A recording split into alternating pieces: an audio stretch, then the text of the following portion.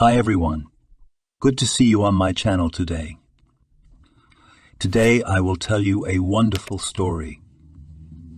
It is full of love and kindness. I hope you enjoy it and I wish you an enjoyable viewing experience. Thank you. From the very morning, Barbara's day was not going well.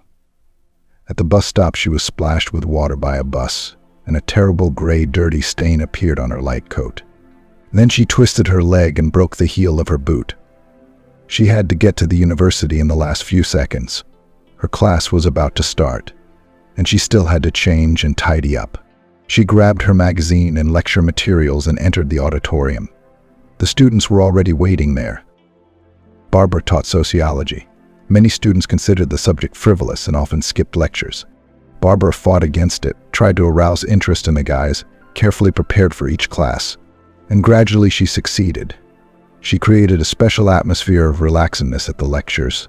Together with the students, she reasoned, recalled stories from her life to better reveal the topic.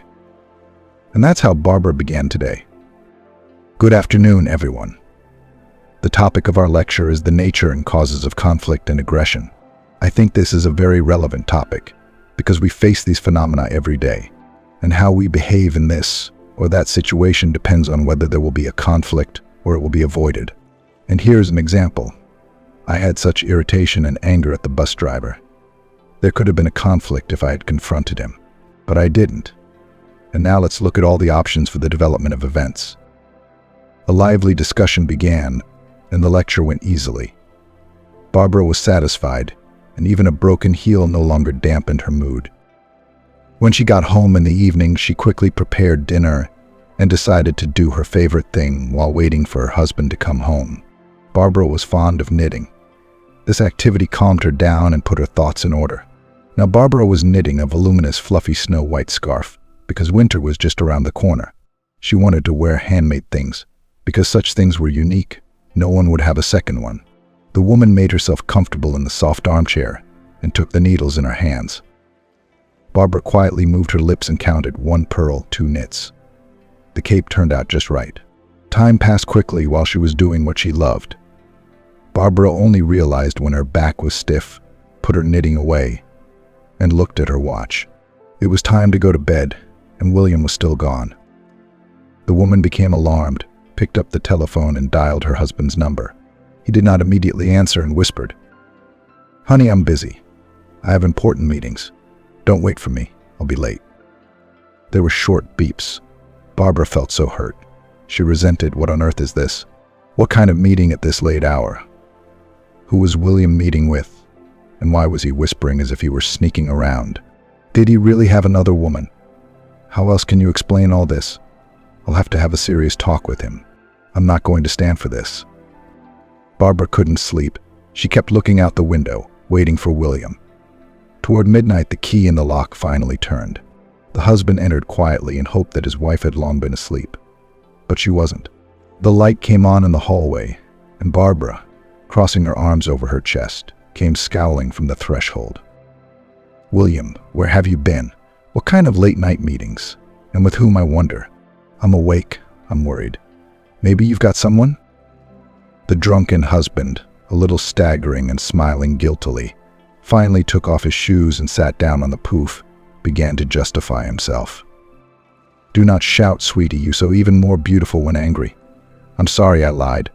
Suddenly Jason met me after work. I haven't seen him in ages. He's a friend of mine from high school. We got to talking and decided to go to a bar to talk about life. But I had a little too much to drink. I'm sorry." Barbara was relieved. "Well, if it was with Jason, then okay. Why didn't you tell me right away?" and answered in a whisper on the phone. William laughed. "But I know you can't stand drunks, so I lied a little. I thought I'd come home and you'd be asleep, so you wouldn't know anything. Well, don't be angry. I'm going to shower and go to bed, and you go to bed. You have to go to your students tomorrow to teach them some psychology," William muttered. "Get going. And remember, it's not psychology, it's sociology." "They're very different disciplines," Barbara replied. Finally, her husband went to bed. Barbara wanted to kiss him gently. She was in great need of intimacy, and above all, she wanted to be close to him. She wanted to be sure that she had been fooling herself for nothing, that William was faithful to her, but her husband only hugged her habitually and then snored. The woman sighed and began to fall asleep. Barbara came from a simple family. Her mother was a teacher, her father was a mechanic at the factory. They lived poorly. They loved their daughter. It was from her mother that Barbara learned to knit. She tried to please the girl, disbanded old clothes, and managed to knit beautiful sweaters with patterns, hats, and scarves. The biggest treat in Barbara's childhood was a chicken fried in the oven.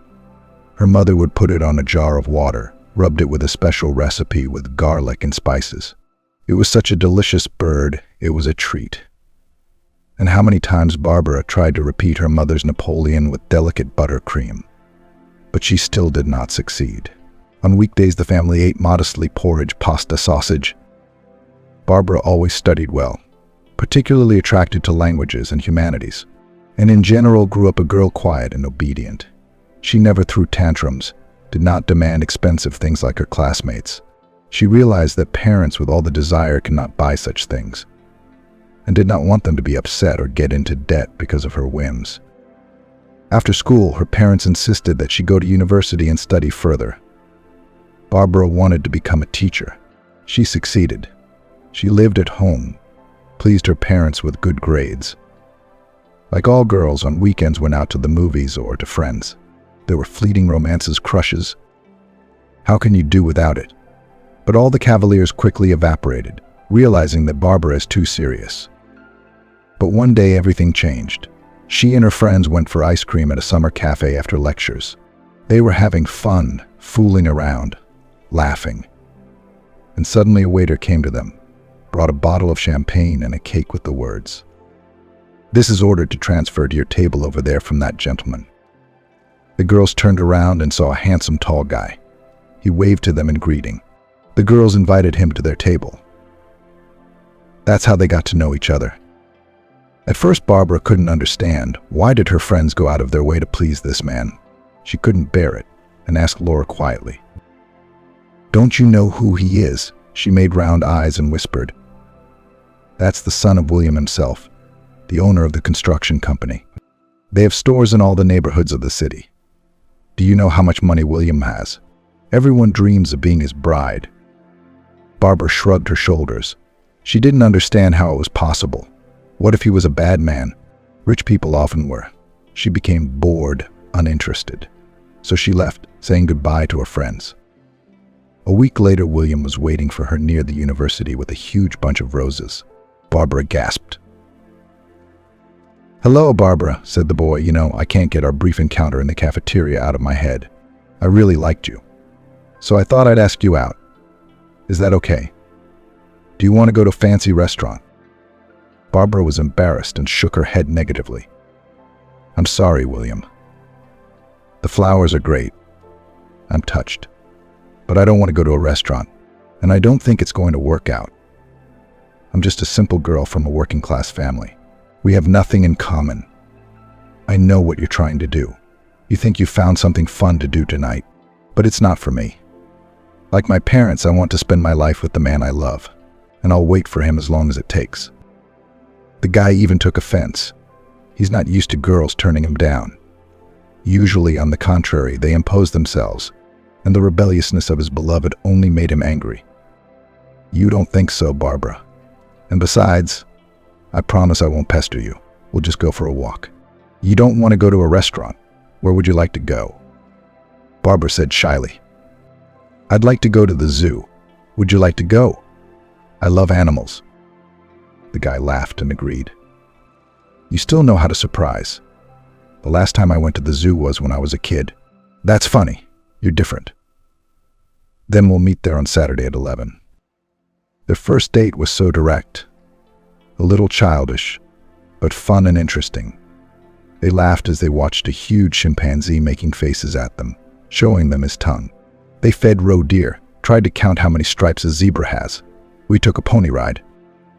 Barbara was pleasantly surprised. It turned out William wasn't an arrogant bastard at all.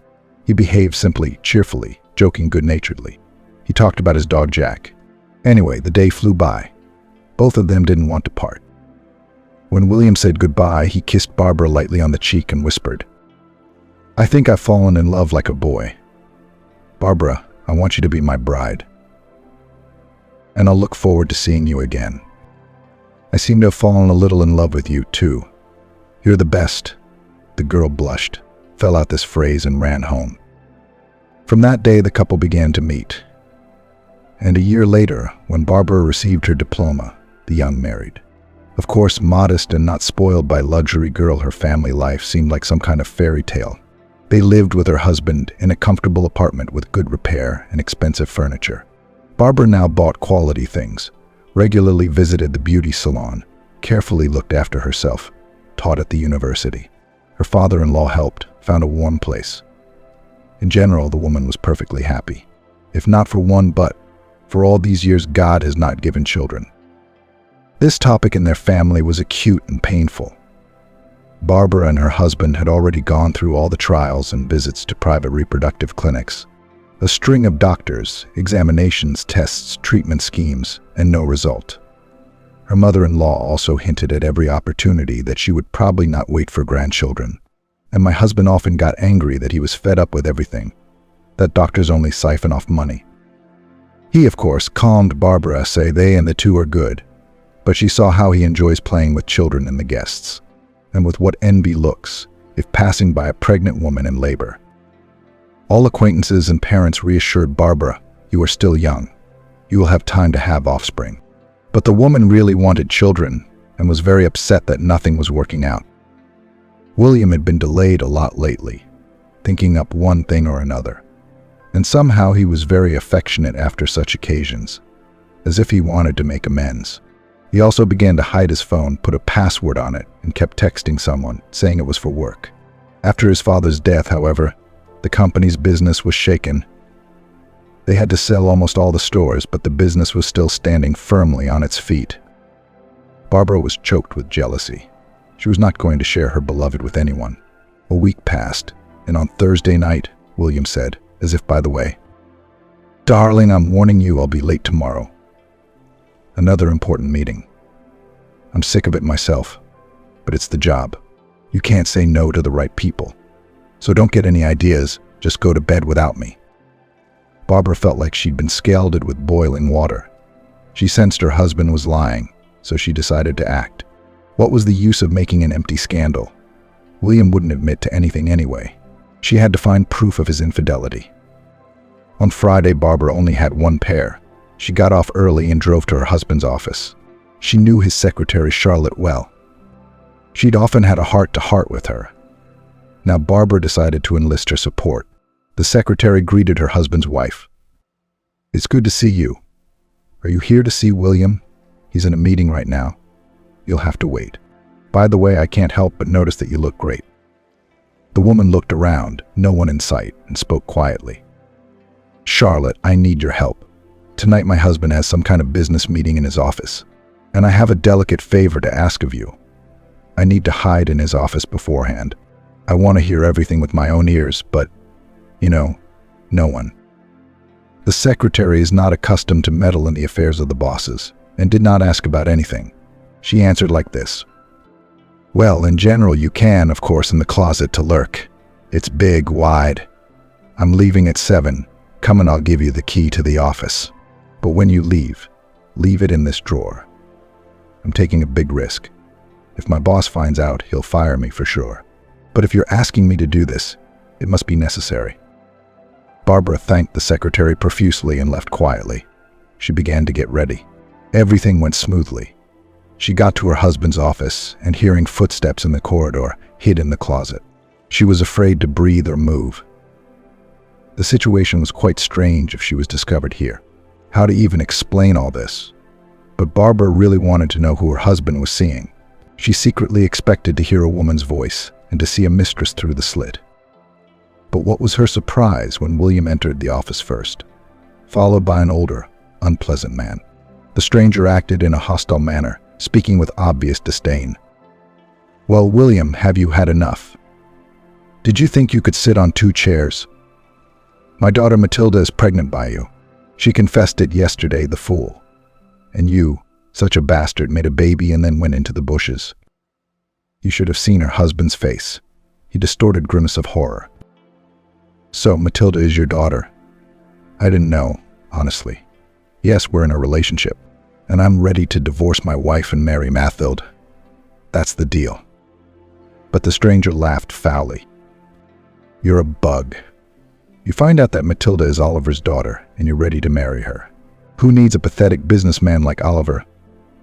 Do you know the kind of people I'm involved with? You're going to be wiped out. I will destroy you. Why would I want a son-in-law like that?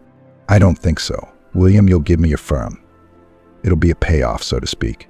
A guarantee that my grandson or granddaughter won't need anything. I'll give you 10 days. I'll be there Monday for the deal. What are you looking at? You'll know how to run away from your wife. The stranger left. William sat down on the chair, clutched his head with his hands. He berated himself and cursed aloud with his last words. Oh, you fool. What a fool I am. I decided to have fun. I had chosen a pretty girl for myself. If I'd known whose daughter Matilda was, I wouldn't have gone near her. I'm in trouble. Everywhere I look, there's a dead end. Barbara, too, was numb. Everyone in town knew Oliver as a tough man. He had a string of criminal dealings behind him. Rumor had it he was involved with gangsters. That's not something to trifle with. She choked back tears, resentment. She couldn't stand it any longer and moved. William even jumped up, rushed to the closet, opened it sharply. And when he saw his wife hiding, he became furious. Barbara, are you spying on me? You're the last thing we need here. The woman was angry too. She was outraged by her husband's insolence.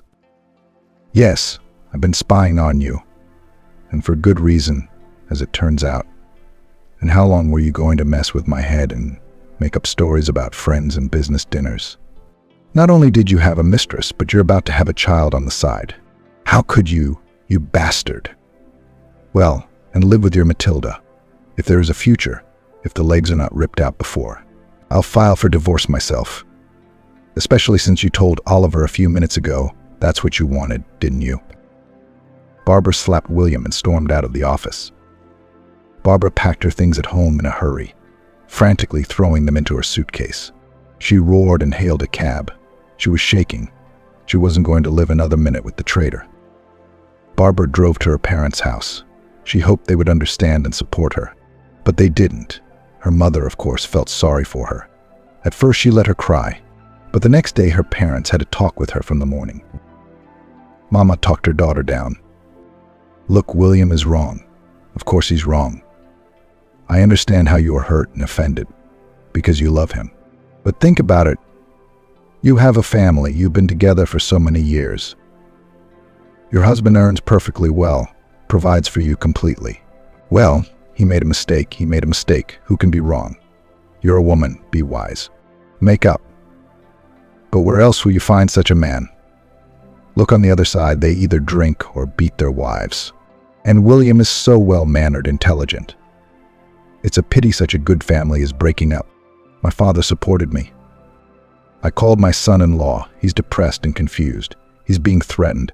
He's just confused. But you can't just leave him like that. Barbara was stunned. She cried again, picked up her suitcase and left the house saying, What are you talking about? How can I forgive him? He didn't just cheat on me once. He's been having an affair with that girl behind my back for a long time. So much so that she's pregnant. So what? You think I'm going to get back together with William and live like nothing happened? I'm sorry, I don't understand. I'll live apart for now.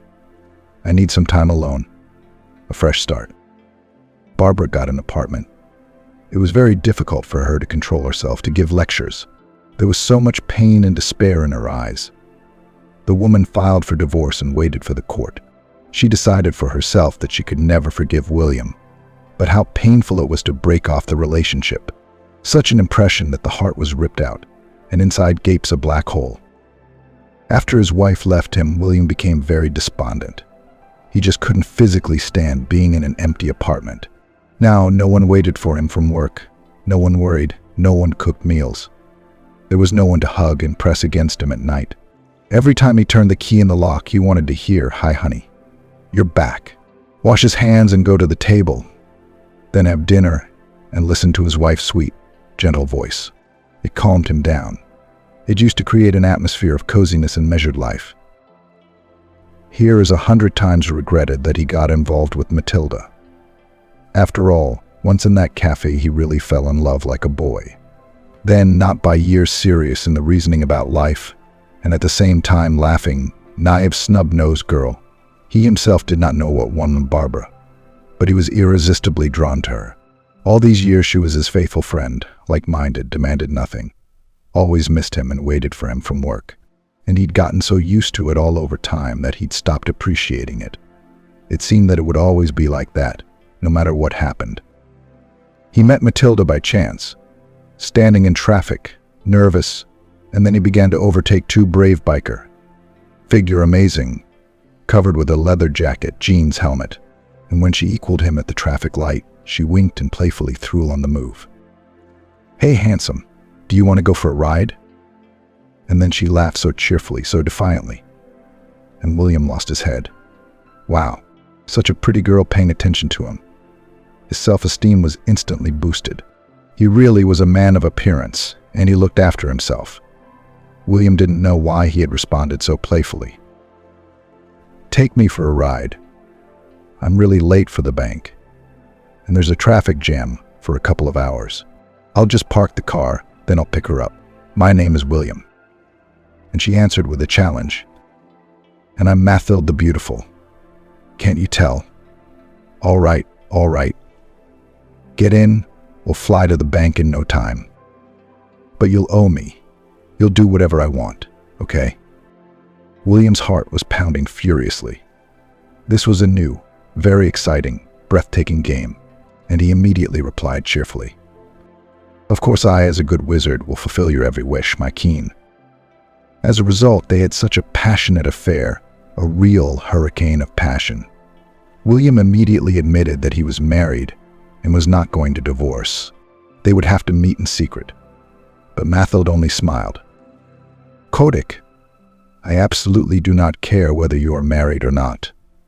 I am a cat that walks on its own, and myself always choose their partners. I just liked you a lot. That's all. But remember, nobody owes anybody anything. So, no jealousy or obligation." At first, William was perfectly happy with all this. With Barbara at home, he had a familiar routine. To everyone, he remained a model family man. Their family had long been known and respected in the business community. His wife insisted on a child, suffering that they had no children. She even suggested taking the baby from an orphanage. William categorically did not want this. He didn't mind having a son or a daughter, but his own, not raising a child of another man's blood. But now, when he met Matilda, William was even glad that he and his wife did not have children. Otherwise, he would be doubly ashamed to deceive them. Every time he returned to the family after his adventures with his mistress, he looked at Barbara's simple and kind face, at the anxiety in her eyes, involuntarily compared the women. He realized outwardly, of course, his wife was losing to Matilda. Barbara always liked discreet colors in both clothes and makeup. Her face was nice, pleasant to the eye, but very simple. But against her background, Matilda was just a princess. Eyebrows apart, long black curled eyelashes, always scarlet, provocative lipstick on the lips, tight outfits and deep cleavage. It all created such an alluring mixture that William's heart sank every time he saw her. When he saw her, he wanted to jump on her and love her fiercely. The women had very different personalities. Barbara was always softer, loved William and tried to be the first to reconcile. She, as a sociologist by profession, did not exacerbate conflicts. Matilda, on the other hand, was a wild, unbridled cat, a woman of mystery. William knew absolutely nothing about her. She never told him anything about herself, making it clear that their dates could be cut short when she got bored. But the more the man grew attached to his mistress, the more he didn't want to lose her. He was angry that she was so secretive. It was as if she was controlling him, not him. Lately, William had become completely confused. Barbara began to suspect that he was unfaithful to her. She often cried secretly, and at night they quarreled. He felt sorry for her, afraid to confess. But he needed Matilda like a breath of fresh air. With her, he felt like a real man again. The unbridled passion had swallowed him whole, without a trace. But now, after Oliver's visit, his life had collapsed overnight. Now William understood why his mistress was so bold, as if she was afraid of no one in the world, and why she'd never told him anything about herself. If he had known at once that she was the daughter of a criminal mastermind, he would never have contacted her. After the conversation with his father, William tried to call his mistress 1,000 times, but she answered only once, speaking quietly and depressed. The fairy tale was over. William, Dad has found out. Do as he says. We can't be together anyway. Otherwise, you and your family will be in trouble. Don't ever call me again. Goodbye. William shouted into the phone. Wait, Mathild. What about our child? I'm his father. Let's get married. We'll live as a family and raise our baby. Speak up. Why ruin everything? The girl just sighed heavily and replied, Dad is against it. I already have a fiancé, a friend of my father's. I don't love him, but I have to marry him, and he will raise the child. My father thinks you have to answer for what you've done. You'd better obey. He doesn't forgive offenses to anyone. It was a short beep, and his mistress never contacted him again. William tried to call Barbara and even guarded her near the university on the car. Wait, where are you running to? Yes, I'm the last scoundrel, but I'm crazy. Can't we just forget the whole thing? We've been together for so many years. I love you. Forgive me, come home. But the woman only looked at him with a cold look and replied sharply. Love, you say? When you slept with your mistress, did you love her too? And when you made a baby with her, you also say, let's reconcile. How can I live with you if I can never trust you again? You're a traitor, William, and it's over between us. You can't mend broken trust. We're on different paths now. You're the one who broke and stomped on our family. You can live your life as you please. The man was in despair. He was left with nothing, and for a fleeting affair lost everything, and the firm in which he invested so much effort, and his wife, with whom he lived for so many years. William didn't know who to consult. He went to his mother, told her everything, asked for help and advice. The wise woman scolded her son at first. What a fool you are, son. Of course, I was always not in favor of your marriage, but I must admit that against her background, the daughter of a bandit, and all the madness on your part. Look, why don't I talk to Barbara? Since she knows everything, sign over part of the firm to her. That way, without her consent, Oliver can't take it away. That's a way out. William breathed out a sigh of relief. That's a good idea, Mom. Thank you for your advice. Why didn't I think of it myself? Helen began to persuade Barbara. Barbara, baby, I know you're angry with William, and believe me, I blame him just as much for what he did. And it's your right to get a divorce.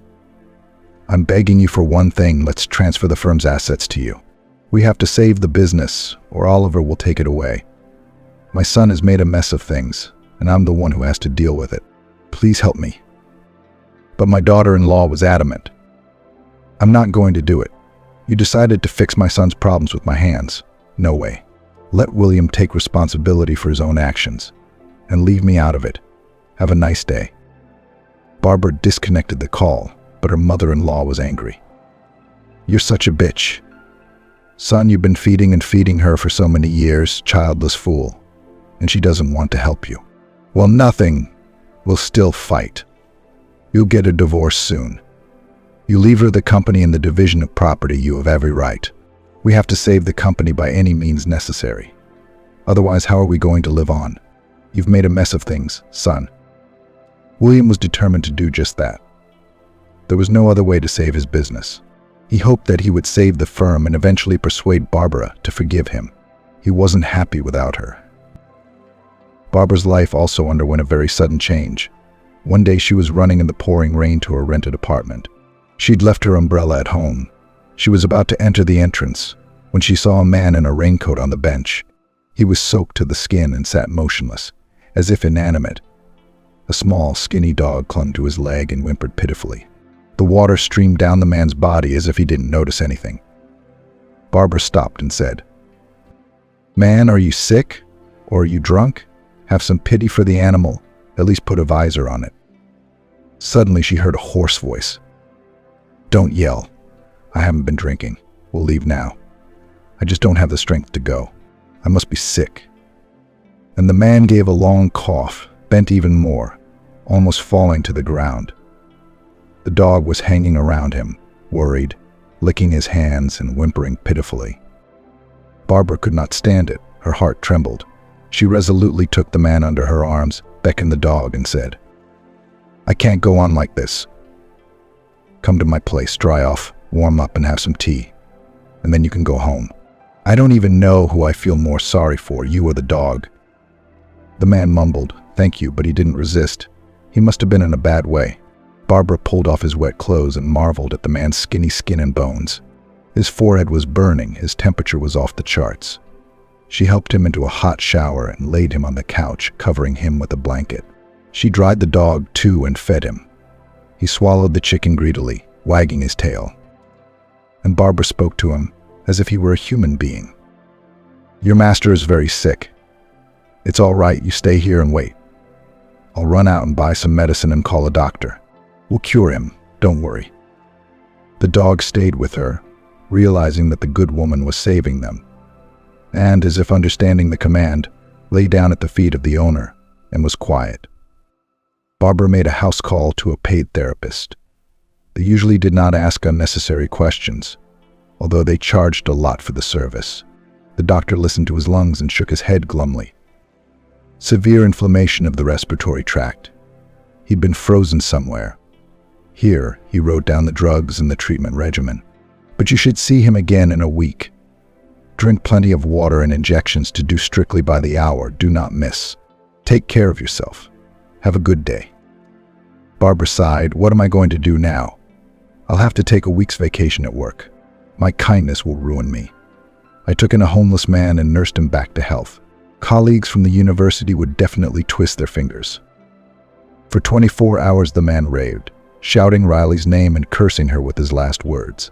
Barbara was exhausted, not sleeping either, changing compresses and giving him cranberry morsels. It was not until morning that the man finally calmed down and the fever broke. The woman fell asleep. Patrick slowly came to himself. He turned his head and could not understand where he was. Then he began to remember that he was in the apartment of the woman who had sheltered him and Patron yesterday. He looked around, involuntarily admiring her. She was asleep, curled up in a chair. Her blonde curls were spread out, and a blush played on her cheeks. In the funny pajamas with people, a tiny foot was visible. Such a wave of gratitude and tenderness came over the man. He began to speak softly in a hoarse voice. "Thank you very much. You saved me and Patron. I will be grateful to you for the rest of my life." The stranger jerked and woke up, wiped her eyes, smiled sleepily. "Thank God you're awake. I thought I'd have to call the doctor again. My name is Barbara. What's your name? Why are you out on the street in the rain and in such a state? And where do you live? I'm sorry to ask you this, but it's such a turbulent time, I'm a little scared. I need to know who I'm taking in. Or maybe you're a criminal?" The man sighed heavily and began to speak quietly, swallowing with difficulty. "Don't worry. I am not a convict, not a thief, not a murderer, and not a maniac. And I have my papers. My name is Patrick. In the past, I had a family, a wife, Riley, an apartment, and worked as head of the economic department at a company. Basically, I lived like everybody else. Now I'm homeless. I sleep in empty cottages. My dog Patron joined me there, so we roam around together. We pick up leftover vegetables from the gardens, roast potatoes on the fire. I got sick because I was not used to dirt. I washed in the river every day and rinsed my clothes there. While it was summer, it was nothing, but now the water was terribly cold, so I caught a cold." Barbara couldn't believe it. "Why do you live like that? You could rent an apartment with facilities. I don't understand. What happened to your family?" Patrick was silent for a long time, then reluctantly continued. You see, my wife kept nagging me that we live in a cramped one-room apartment, that we should get a bigger place to live. And then she got pregnant. She got all excited. Well, we decided with her to sell the apartment and invest the money in the under-construction object, Housing Cooperative Generation. We so beautifully told all that we will have a 3-bedroom in a good neighborhood. The construction just at the end of the year finish. In general, we were so happy. We moved to my wife's parents for a while. We thought it wouldn't take long. But from that moment on, all the troubles fell on us at once. I didn't get along with my mother-in-law in any way. You don't stand like that. You sit in the wrong place. In short, I felt uncomfortable in someone else's house. And one day, when my wife was a month away from giving birth, we turned on the TV, and there was a commercial that the very firm through which we bought the apartment fraudulent. The construction was frozen, and people were simply cheated. We ran through the courts and knocked on all the doors, all to no avail. My wife went into premature labor due to nervousness. The child was not saved, and Riley and all her relatives hated me, scolded me in every way, thinking that I was not a man, that because of me all this happened. We got divorced. I'm broken. I despise myself for not being able to protect my family from crooks. I even drank, but that didn't help, and there wasn't much to do. So I took a train at random and ended up in the suburbs. That's where I've been riding. I don't know why and how I should go on living. When I got sick, I decided to go and see my friend from school, Stephen. He lives in your house, but he wasn't home. I didn't have the energy to drive back. Thank you again for saving my life. You know, maybe it was for nothing. Who needs me? Nobody. I don't have any family. I'm worthless. I disgust myself. Don't think I'll leave now. I feel better now. I'm not impudent. I won't throw you out, he began to justify himself. Barbara waved her hands and started to persuade him.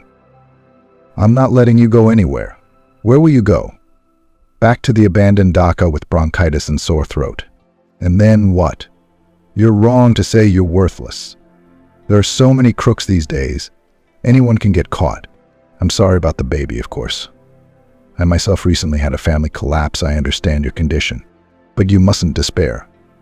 I'll call Stephen and he'll sit with you for a while, and I'll get some groceries. She cautiously asked the neighbor about her new tenant, just in case he confirmed what Patrick had said. No, Barbara.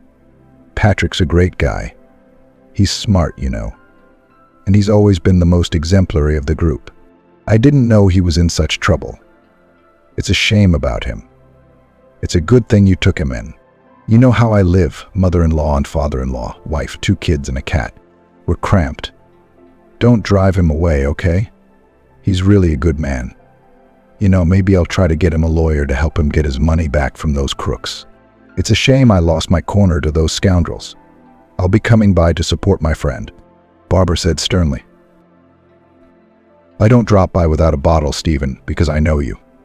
Patrick's sick, he can't have any. From that day on, Barbara took care of Patrick. They talked a lot. Then he quickly got used to her and considered her almost his own. In general, it was amazing. The dog was not a pedigree, but so smart he obeyed all the commands, brought a ball in his teeth. He obviously liked Barbara's apartment, warm, nourishing, calm and safe. So he did everything to please his new owner and to stay here as long as possible. Barbara slowly opened up to Patrick, showed him her husband's photo and told him about her grief. And then Patrick exclaimed, "This can't be. Look, I've seen this man. He also has a gray car with a broken taillight and a license plate with 3 2s. He was just bringing a naughty lady to a country mansion, and me and my dog lived next door. Except this girl had nothing to do with Oliver. I'm telling you. I've even heard the locals say she's a gold digger. Cheats him out of their money, squeezes him dry and dumps him. That's what she does for a living. So your husband was tricked like a child." Barbara couldn't believe it and decided to make inquiries about Oliver. The whole town had heard of him, but not many had seen him. He's a secretive, non-public person. A fellow investigator I know helped. He told me everything. No, Oliver only has a son, and he's been living abroad for a long time and has an official business. No daughters, that's for sure. Yeah, maybe it wasn't Oliver who came to see your husband. You know how many con artists there are these days? Well, look at his picture. Is it him?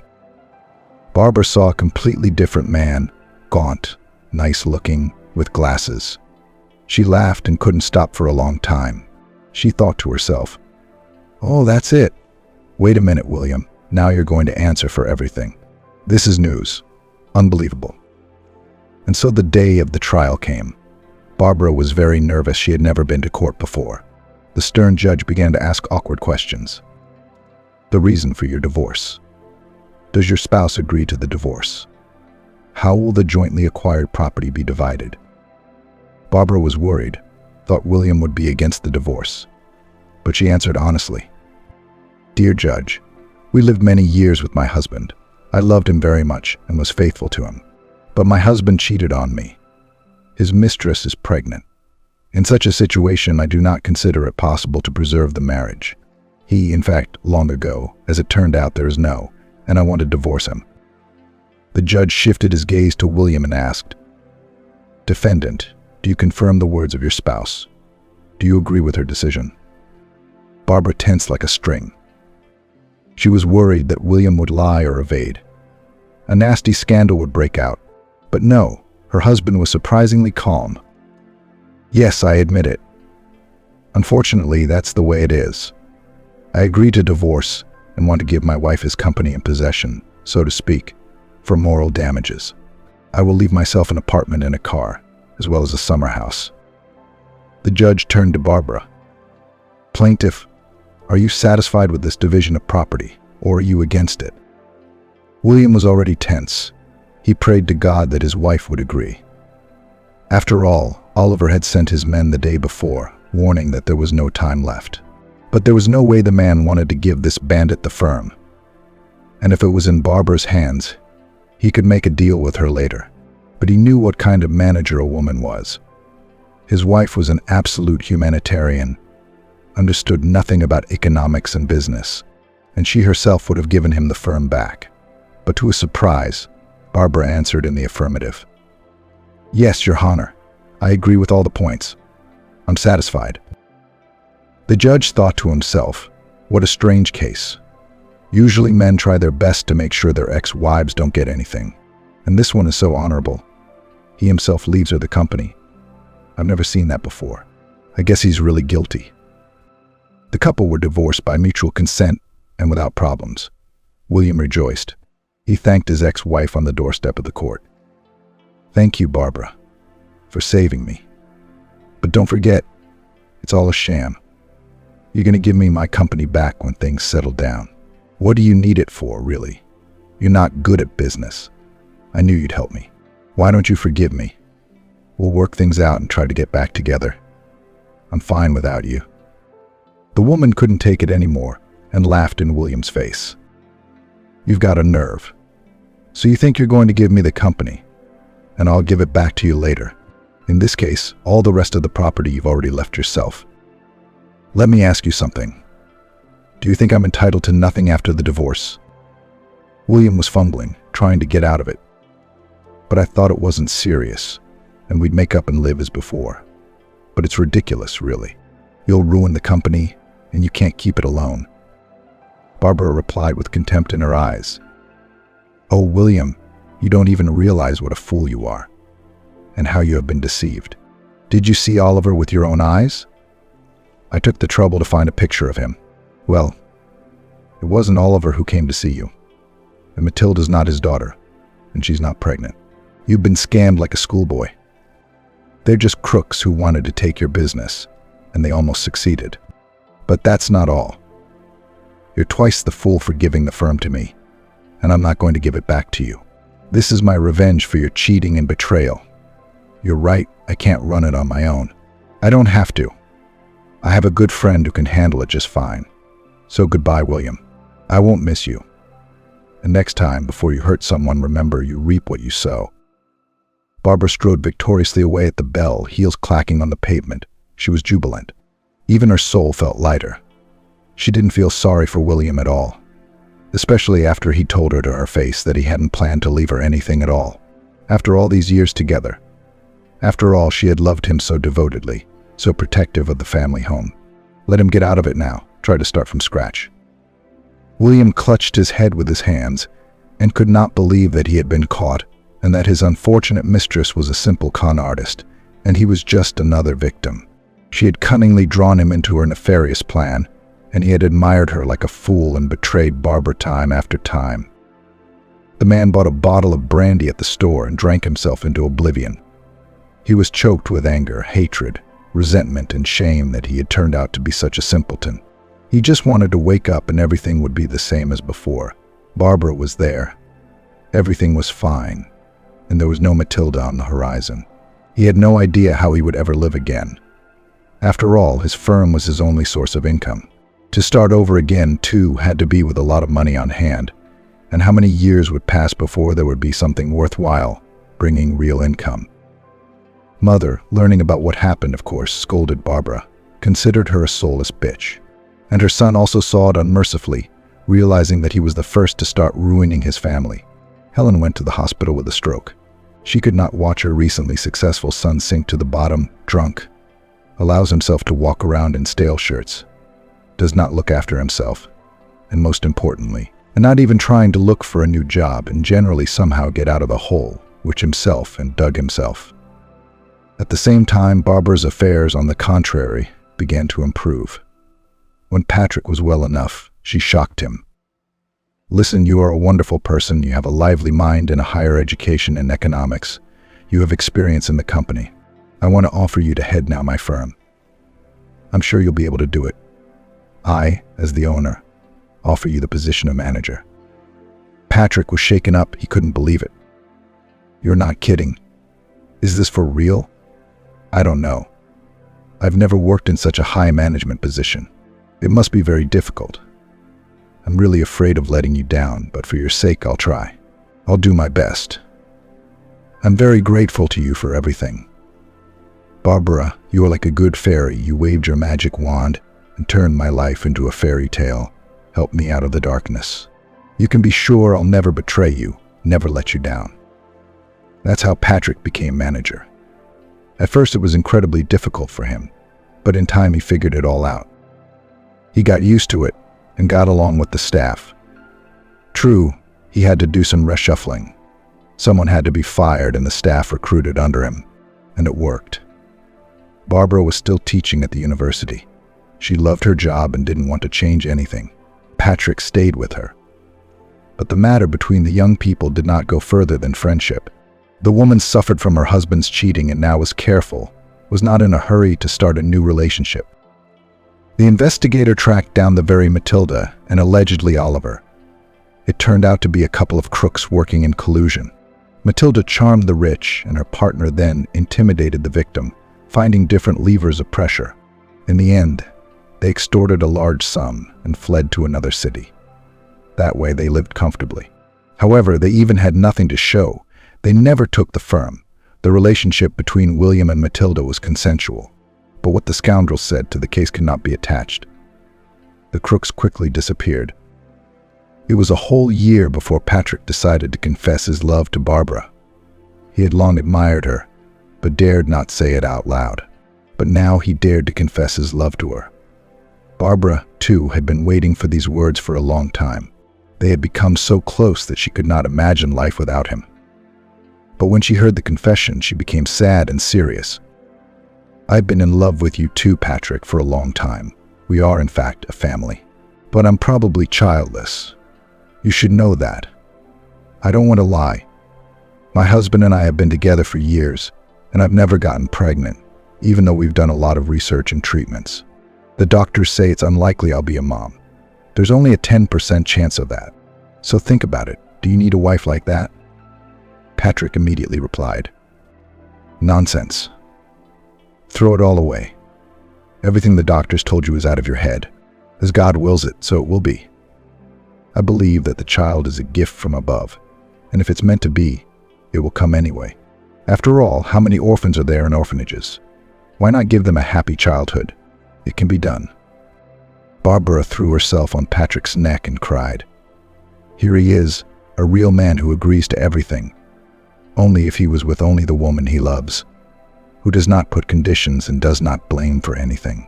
She kissed her beloved man and whispered, "What fools we are. We didn't dare to get closer, we wasted so much time. I believe you, Patrick, and I know that you yourself went through betrayal, so you will not hurt your loved one. And that's the most important thing." Patrick whispered to his sweetheart every night how much he loved her. He really couldn't get enough of Barbara. He remembered the state he'd been in when she'd taken him in, hungry, wandering, and unwilling to live. It was she who put him back on his feet, made him believe in himself, and helped him start a new happy life. A year later, their family grew up a 2-year-old cheerful baby boy, Wilson. They adopted him. They made up their minds. The boy's fate was not easy. He was completely at home and was born in a prosperous family, but his parents died, a ridiculous tragedy. The family did not want to take the baby, and without regret gave the boy to the orphanage. It so happened that just at that time Barbara and Patrick had already traveled there many times, helped with money and looked. Actually, they planned to take an older child, about 5 years old, but fate decided everything for them. The director of the orphanage told Barbara, "We've got a little boy here who's only a year and a half old. He's a wonderful little boy. He's stressed, of course. He keeps calling for his mom, but he has problems with his leg. He was also in the car at the time of the tragedy. He miraculously survived. It's a little misaligned. He needs surgery. It's all fixable, but you realize how much time and effort it will take. You have a beautiful family, I can see that. Couldn't you just take the baby for a while? Maybe you'll get used to him and take him for good. And I'll help you make the arrangements. I feel really bad for Wilson. He's a homebody. It's going to be hard on him." Patrick and Barbara replied without saying a word. "We'll help. We won't leave him in trouble. Tell me where he is and what we need to do." First, the couple actively engaged in the treatment of the baby, helped with the operation. Barbara took care of him and became so attached that she could no longer give back the baby when he hugged her with his arms and called her mom. She could barely hold back tears. It felt so good. Patrick also accepted the boy after the adoption, gave him his last name and middle name, and considered him his own son. The couple were absolutely sure that parents are those people who put their whole soul, time, and effort into their child. Their common worries about their son, worries and troubles united them even more. Patron importantly walked with a small member of the family, guarded him, and the baby also did not part with the dog, considering him his best friend. But one day the past reminded Barbara of itself again. She was just finishing a lecture when a young student ran up to her and said, "Barbara, there's a woman down in the lobby waiting for you, looking for you and asking about you. She didn't introduce herself, so I thought I'd let you know." Barbara wondered who it could be. When she came downstairs, Helen was sitting in the foyer. The old woman saw Barbara and immediately became animated, literally throwing herself at her feet. "Barbara, my girl, please help me, please, by Christ. I realize William is wrong, and I didn't like you very much. But there were happy times in your life. He's dying. First he drank, now I think he's taking drugs. He took out the last of the house, the TV and phones, sold everything. I can't watch this. Understand, help me get him coded. Maybe he'll listen to you. I heard you're a mom now too, understand me, like a woman to a woman. How does it feel to see your only son die?" Barbara answered evasively, "I must consult with my husband. Do you live at your old address? Where can I find you and your son?" The former mother-in-law immediately replied, "No way. We sold everything a long time ago. We live in a room in a hostel at the machine tool factory. I believe you. You have a good heart, and the fate of the son has already punished enough. Help him, little girl. I'll pray for you." At home, Barbara decided to talk to her husband. "You know, I feel sorry for Helen and for William. But if you don't mind, I won't help them. We're a family now, and we have to work things out together. What do you say?" Patrick answered, "How can I judge him? He wasn't a saint himself. Life has already punished him. I think we should help him. But just let me do it myself. I'm just so jealous of you. What if you feel sorry for your ex and decide to go back to him? I wouldn't survive that. You're mine forever. I'm not ready to share you with anyone else. Barbara pressed herself against Patrick and replied, I agree. I'd appreciate it if you'd send William for treatment. I don't want to see him myself. Thank you for understanding. And know that I don't need anyone but you. Patrick kept his word and put William in a private closed clinic, paid for treatment and rehabilitation. He helped Helen with groceries, bought a new phone and TV. The woman cried and wailed. Thank you, Patrick and Barbara. Thank you for deciding to help us. I was already so desperate. What if William comes to his senses? Do you think he could go back to normal? He has a chance, Patrick replied knowingly. There's always a chance. Don't worry, I'll try to talk to him when he comes to his senses and sobers up a bit. William recovered. Patrick visited him at the clinic several times. The men talked for a long time. In time, William became his old self. He was able to pull himself together, found a job and started his life from scratch. He was no longer angry with Barbara. On the contrary, he was grateful to her and Patrick for saving him from his addictions.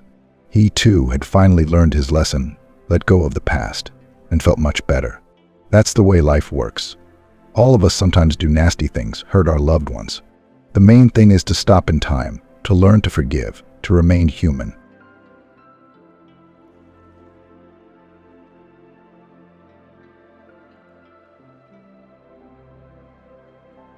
Jessica didn't want to go to the notary, especially since Brian's got no one to leave him with.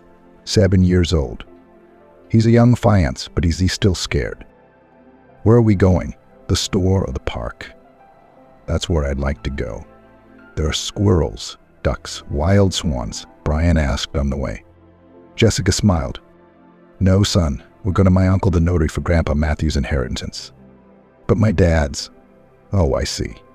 Well, not really, of course. Is Grandpa Matthew already in heaven? Brian asked again. Jessica shrugged. I guess so. Never did anything bad to anyone.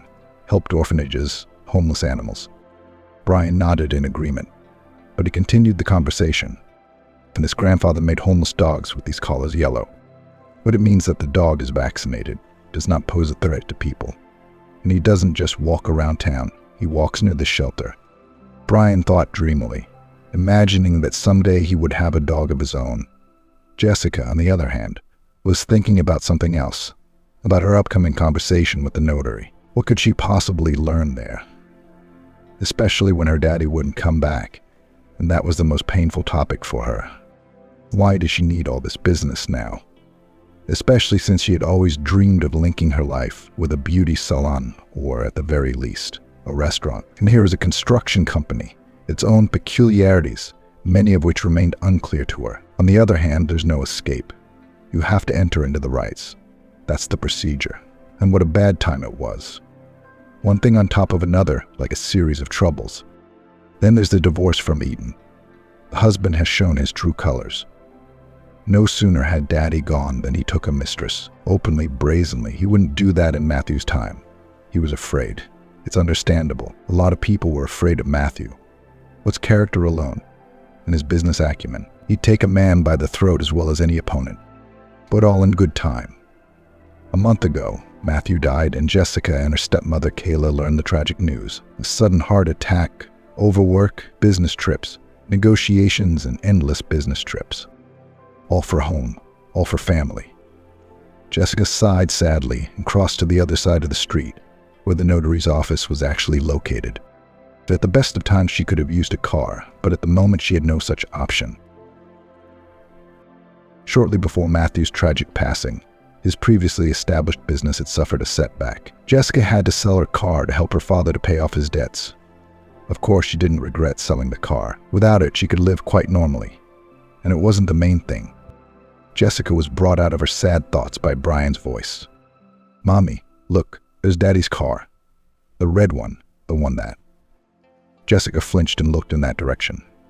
That's right, Eden's foreign car. He never spared money to buy them. He liked to live lavishly. Who's embarrassed? He used to be afraid of his father-in-law, but now he's not afraid of anything. Ignoring her son's remark, Jessica started up the stairs. Brian followed obediently, still not fully understanding what was going on. But when Jessica opened the door of the notary's office, she was stunned to see her Eden standing in front of her, embraced by another long-legged beauty. Jessie was here, and here we are like a Christmas tree. Early riser, early riser. I can see that. It's a good idea to get up at someone else's expense, said Jessica. Eden sniffed resentfully. Why should it be at someone else's expense? Your father left me something too. I've lived with you for 5 years. More like lived. Yeah, well, it doesn't matter. So your daddy decided to thank me for putting up with his no-good daughter for so many years. My mom's not a bad mom, but you're a traitor, Brian exclaimed and stomped his foot angrily. Eden smirked. He's growing up to be a protector. I told you from the start, kids from the orphanage will never be family. Jessica gave her husband a hateful look. Who's pulling your tongue? Don't you have anyone to talk to?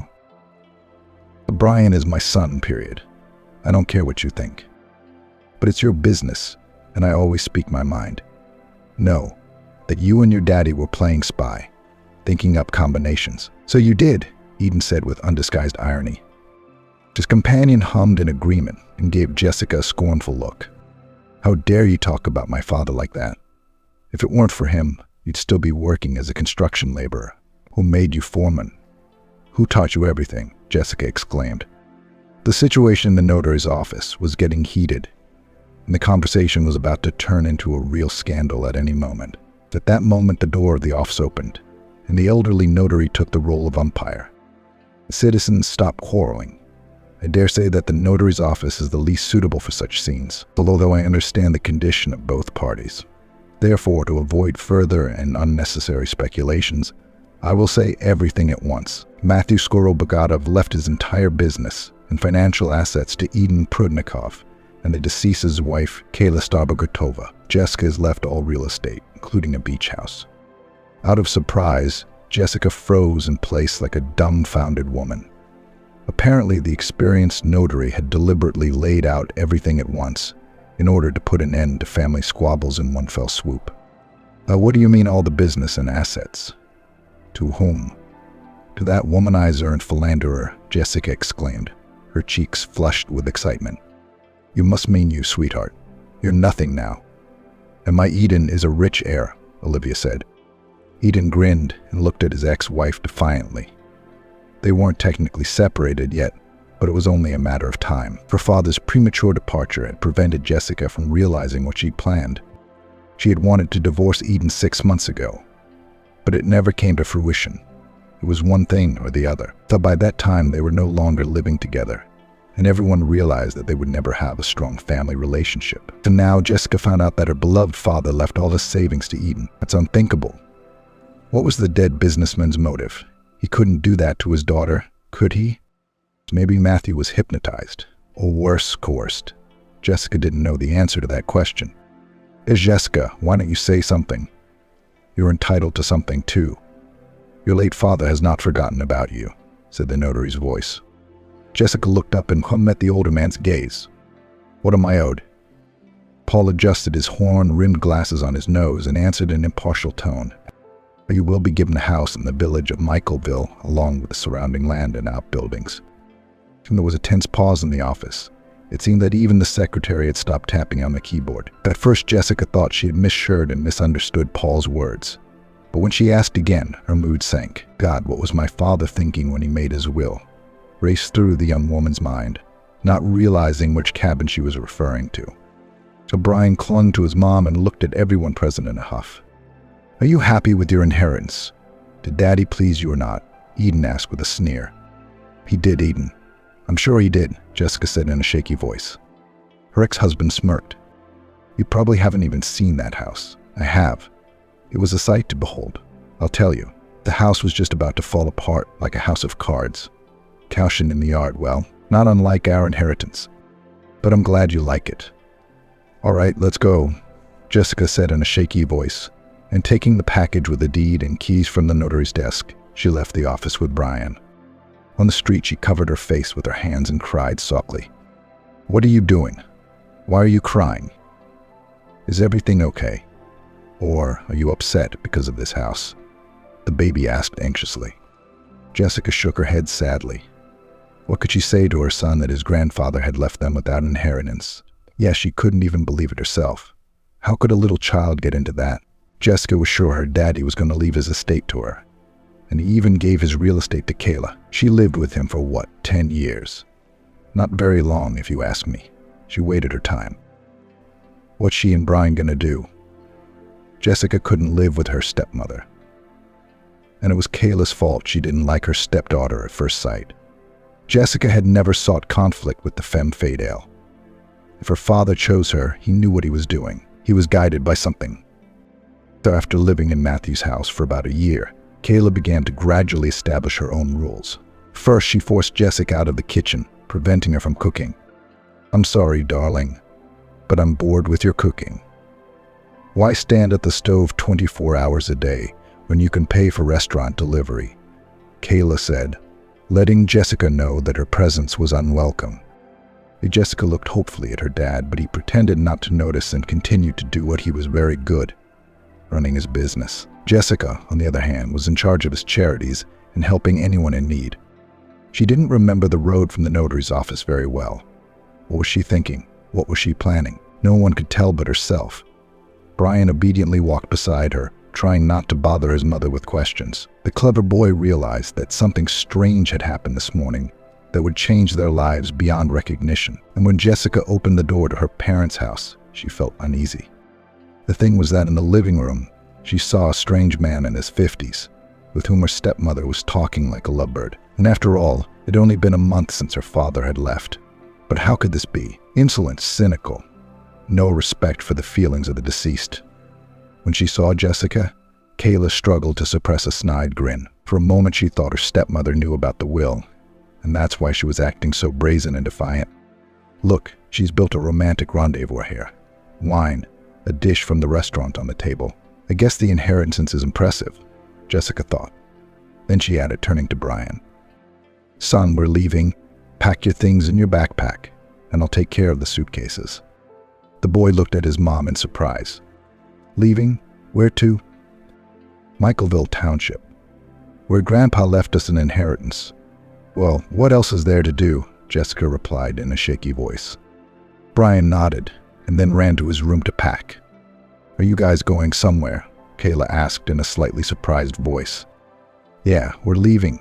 There's nothing more to do here." "Oh, is there anything I can do for you? Maybe call a cab? Or something?" the stepmother persisted. "No, thanks." "Am I so stupid that I can't call my own cab?" Jessica snapped at her. It took them about half an hour to pack. Jessica felt like she was being mean to herself and to the circumstances that forced her to look at the situation from a different angle. She had thought her father would leave her the business and all the financial assets. That's what everyone does. All best for the children and grandchildren. But here everything went in a completely different scenario. Instead of helping his own daughter, Matthew gave everything to his deadbeat son-in-law. Maybe it's because he always wanted a son, so he saw Eden as his successor. He couldn't think of a worse candidate for that role. Chasing the sad thoughts away, Jessica picked up her suitcase and headed for the exit, where an elderly cab driver in an unremarkable yellow foreign car was waiting for them. "We're going to Michaelville, please. I'll give you the number." "Okay, sure. Have a seat, please." "I'll make it all right," the driver fussed. Jessica nodded and got into the back passenger seat with Brian. She knew where the village she wanted was, about 30 kilometers from the city. A river, a small forest, and vast fields where the local farmers' land spread out. Brian nestled his face against the window, watching the road. And every time a huge truck drove by, he ahead in delight. In truth, the kid had never been out of town before, so his amazement was so genuine that Jessica couldn't help but smile. "Are you going to Mikhailovsky at all, or are you just visiting?" the cab driver asked. Jessica shrugged uncertainly. "I don't know, as it turns out. Maybe for good." The driver exclaimed in amazement. "I've been there many times. You can't find a better place for recreation, mushrooms, fishing, and the land is such that everything grows, no matter what you plant, honestly. And we're not really tied to the land. I studied pedagogy." "But I never worked a day at school," Jessica said, embarrassed. "My dad wanted to make a businesswoman out of me, but it didn't work out. But it's fixable. It's just a matter of will, as they say." "Yeah, it's okay. We'll come and see, and then we'll see," Jessica summarized. The road ran away like a ribbon fluttering in the wind. There was a turn here, a fork there. They didn't reach the village until the afternoon.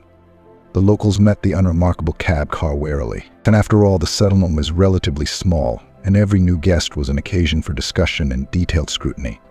So when Jessica saw the same type of local houses with stone roofs and small windows, she was visibly dejected, but she had imagined it a little differently. Dogs roamed the yards, and geese lazily nibbled at the grass.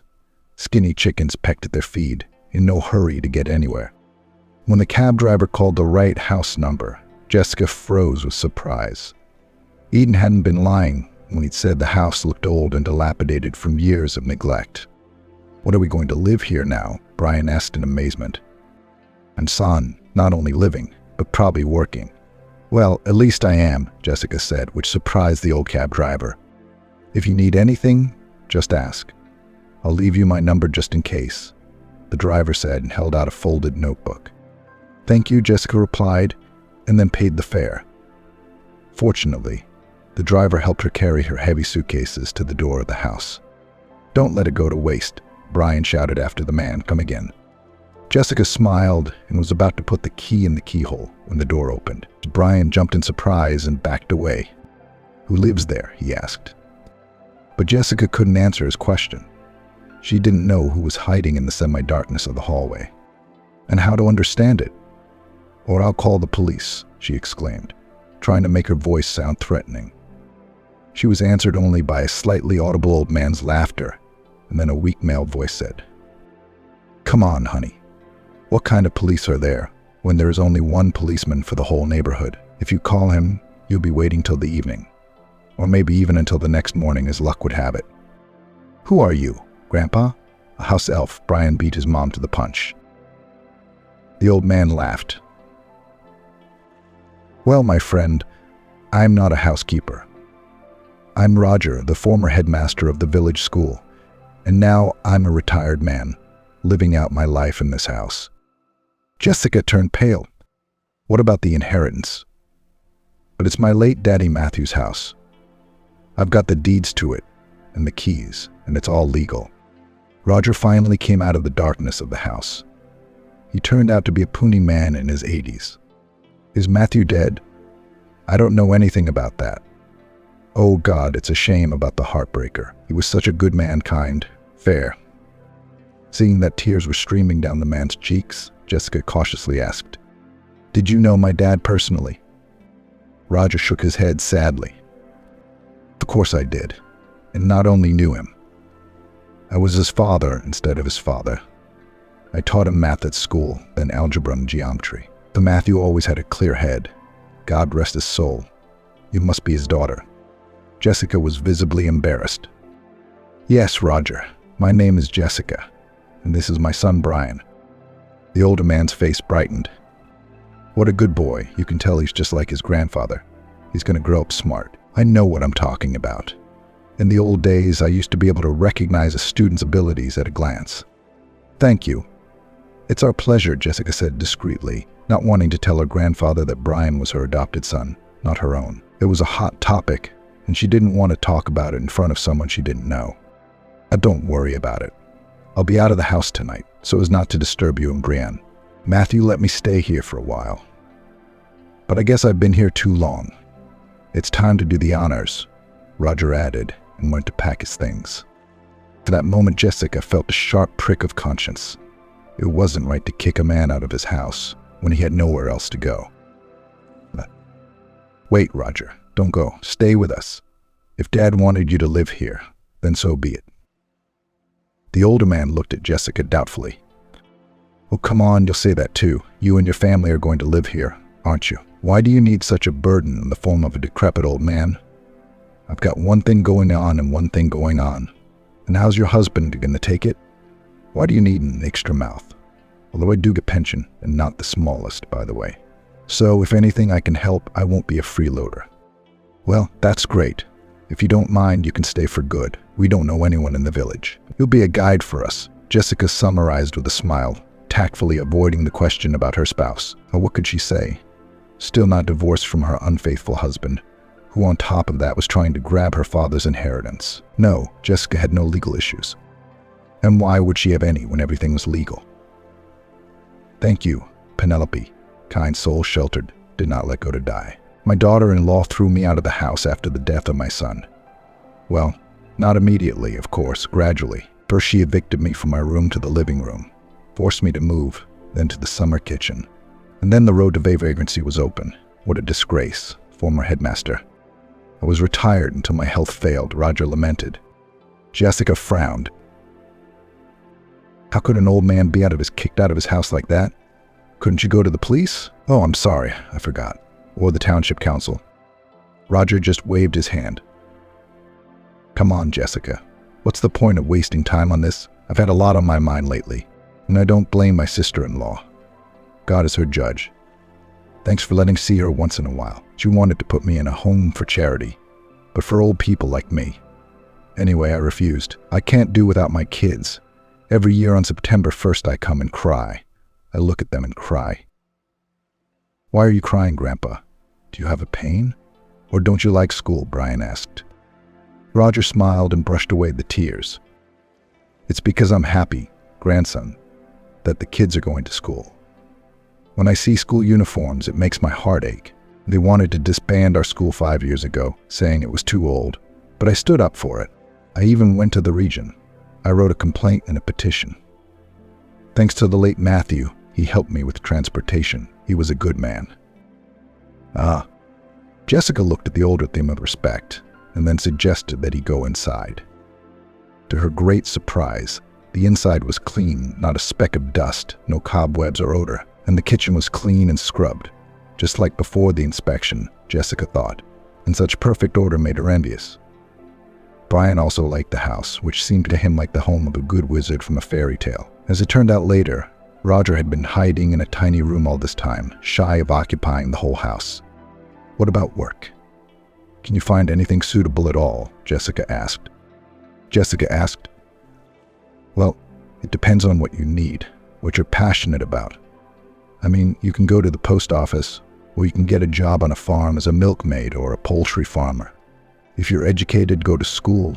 Jessica was short of teachers.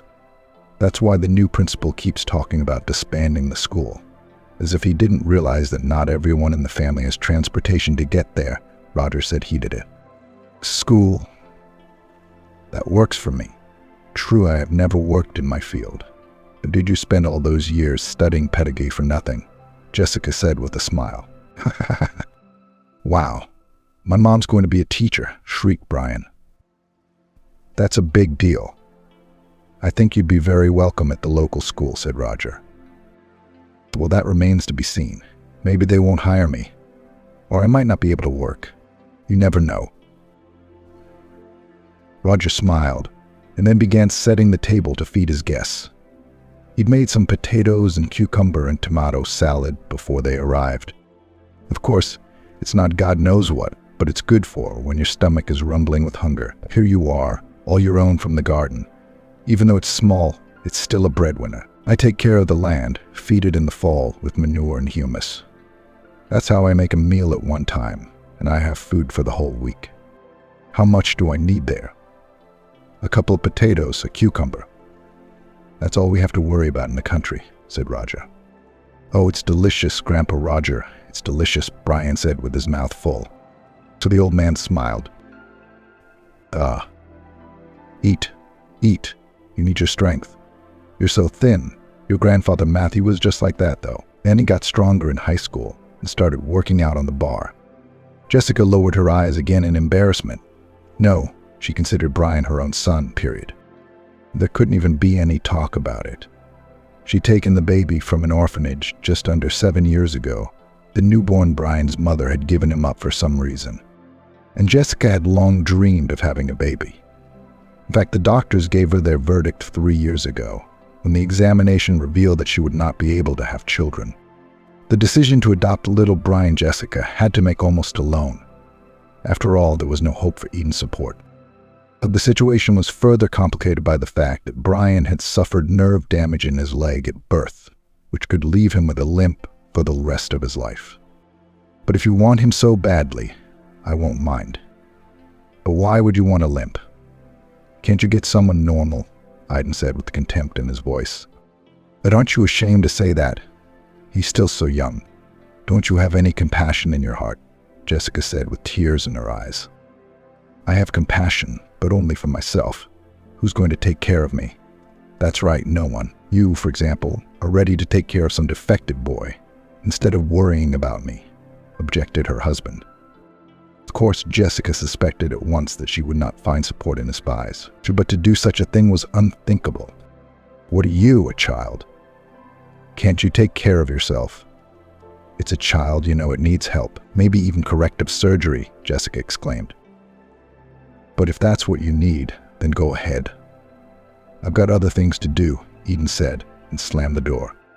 To Jessica's credit, she accomplished what she intended to do, which was to get custody of 3-month-old Brian. Subsequently, she showed the boy to one of the best specialists in the field of pediatric orthopedics and pediatric surgery, thanks to which the baby was able to finally get rid of his disease. Throughout this time, Jessica never told Brian that he was adopted.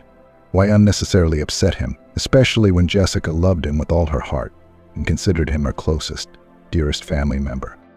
The late Matthew Skorobogatov took his daughter's decision with restraint, but with understanding. He himself also dreamed of a grandson, and therefore was happy little Brian as his own. Hey, Papa, why did you leave an inheritance to that traitor? Where, pray tell, did your eyes look? Jessica thought sadly, after she had washed the dishes and cleared the table. She had no idea that her unfaithful husband Eden was thinking the same thing at that very moment. That was a good one. Did your father-in-law sign over the whole business to me, Eden? Asked his new mistress Olivia with a smile. The girl looked into his eyes with surprise. Yes, I can't say otherwise. And I'll be honest, how did you do it? Olivia asked. Eden smiled enigmatically. How did I do it? Simple. I shared it with the notary and intercepted Skorobogatov's will. He gave it to me himself. He was dying. He relied on me. I guess he saw me as his son. But I didn't hesitate. I made the most of my chance. I forged a signature on the will and got the notary to nail me. Olivia looked at him in surprise. But how did you do it, and why did the notary agree? I mean, it's illegal. Well, how I did it. It's simple. The notary's son had a traffic accident. Anyway, he was facing criminal punishment. The accident was high profile. The investigation found him guilty, and I managed to get a video of the license lie. What recorder? The girl didn't understand. Eden sighed unhappily. You're just like a little girl. A video recorder that takes pictures of the road. Yes, every second driver has one. And here I was lucky enough to find a witness to the accident. I bought the tape and presented it to a notary. And he agreed. Olivia wouldn't let it go. So where was he supposed to go? The tape was the main bargaining chip in the case against his son. He showed the tape in court. They dropped all the charges against the kid. But the real culprit of the accident got away. You can see it on the video. Eden looked at Olivia with a smile. She's a nice girl after all, slender. It makes my heart grow fonder, he thought. And what do you plan to do with your father-in-law's capital? Austin asked cautiously. I don't know yet. Most likely I'll sell the business for more money. And I'll put the money in a bank account to earn interest. You're a great strategist and thinker, Olivia said proudly. What did you think? Eden smiled. At that moment, he felt like the master of his life. He'd done a good job of getting the rich man to come to the right place at the right time, and he had solved the problem of the will drastically, without unnecessary words and paperwork. Eden didn't even think about why his father-in-law trusted him on his deathbed. Was there really no other choice? Eden wrote it off as the effects of the painkillers, which the deceased could no longer do without, despite the fact that Jessica slept very poorly in her new place. After breakfast, she decided to visit the local school and talk about the job. Of course, she realized that it was summer, and she might not be enrolled on staff until September at best. But on the other hand, having a conversation on the subject clearly couldn't hurt. And she understood that as well as anyone. Ashley's headmaster was wary of her visit, as if expecting a catch. Why would this city fashionista want to infiltrate his staff? What if it was for testing purposes? They love that kind of thing. Oh, they do. And Ashley didn't want to lose his chair. He's the boss, and he's a big deal in this town. Everyone wants to say hello and bow to you when they meet you. The director looked at the documents and thought for a moment. On the one hand, he could easily refuse. because it was not a problem to find a reason. On the other hand, he was afraid he would make a possible enemy of her. No, I'd rather have her working under my supervision than spreading rumors back in town. And then they'll send an inspection, and then they'll find out that the funds for school repairs are being misused. Ashley thought and then said, addressing Jessica, "Well, I don't doubt your diploma and education. I think you'll fit in well with our team. And to help you get used to it, I suggest you work, so to speak, with the special contingent." "What special contingent?" Jessica was surprised. "We have a boy here, Scott. He's a sophomore. For failing grades, Scott lives with his wheelchair-bound dad. His leg's been missing since a car accident. Tractor driver was at fault. Now he's quit, so his dad's on his own. Of course, we help the whole village as much as we can." "What's that got to do with me?" Jessica didn't get the hint. Ashley grimaced. "I'd like you to give Scott a few extra lessons so that he'll be more prepared for the next school year." "Is that what you're saying?" "That would be fine."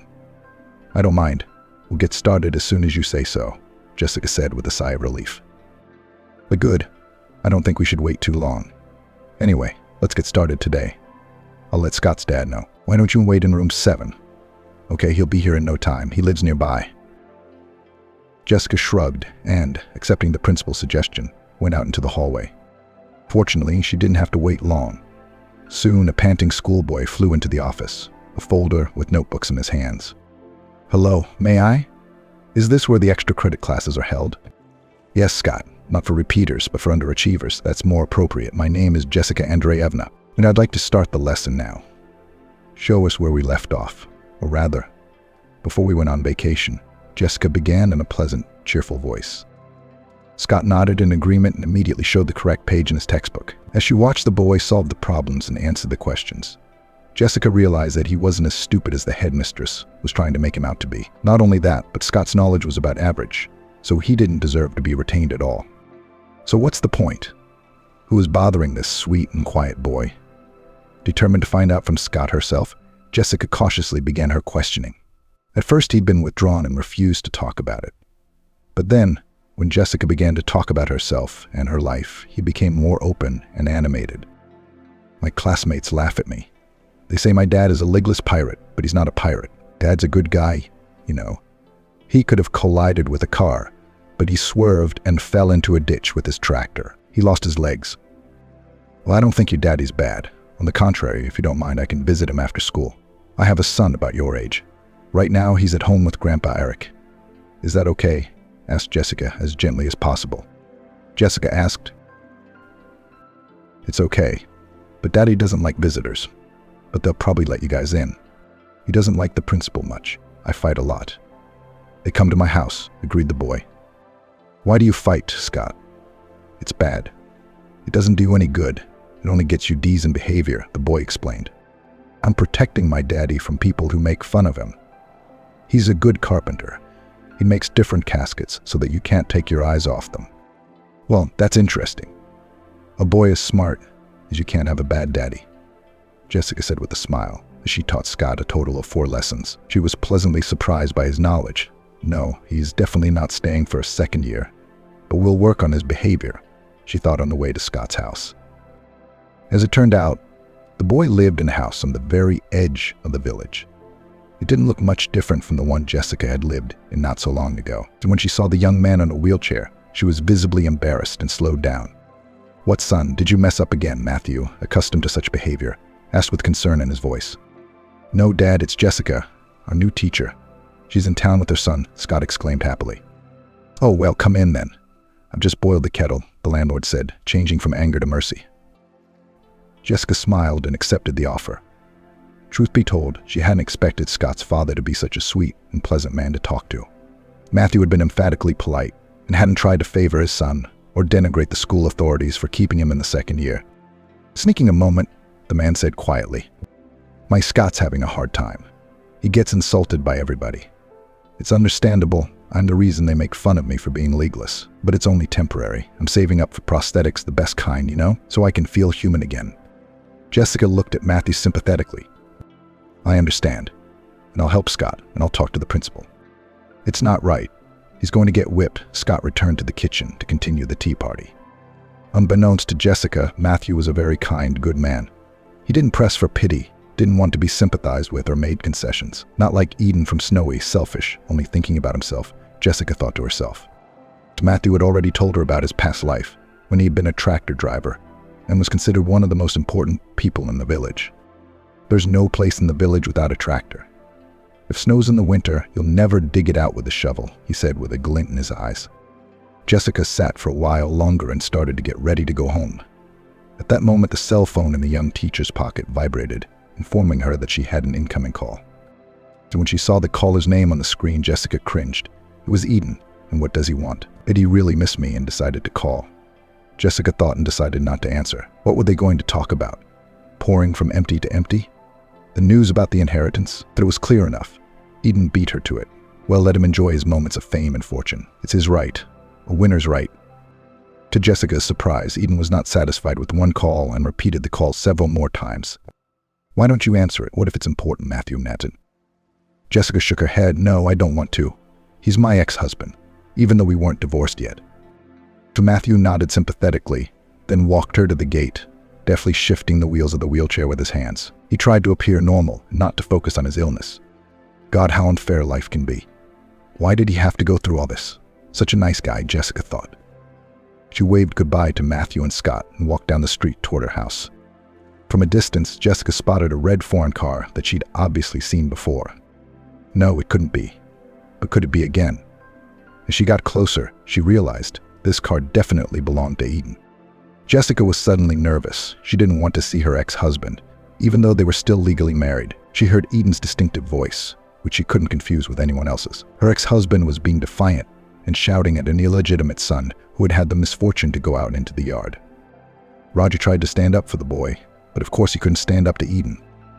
The businessman was furious, and Jessica realized it at once. As soon as she opened the gate, she was confronted by her ex-husband. Ah, there you are, Jessica. Just what I need. I don't know who I've been asking. What's this got to do with anything? Why did you come here? Jessica exclaimed. Eden grinned. You're still asking? Do you know that your father deceived me? Jessica turned pale. What do you mean, cheated? What are you talking about?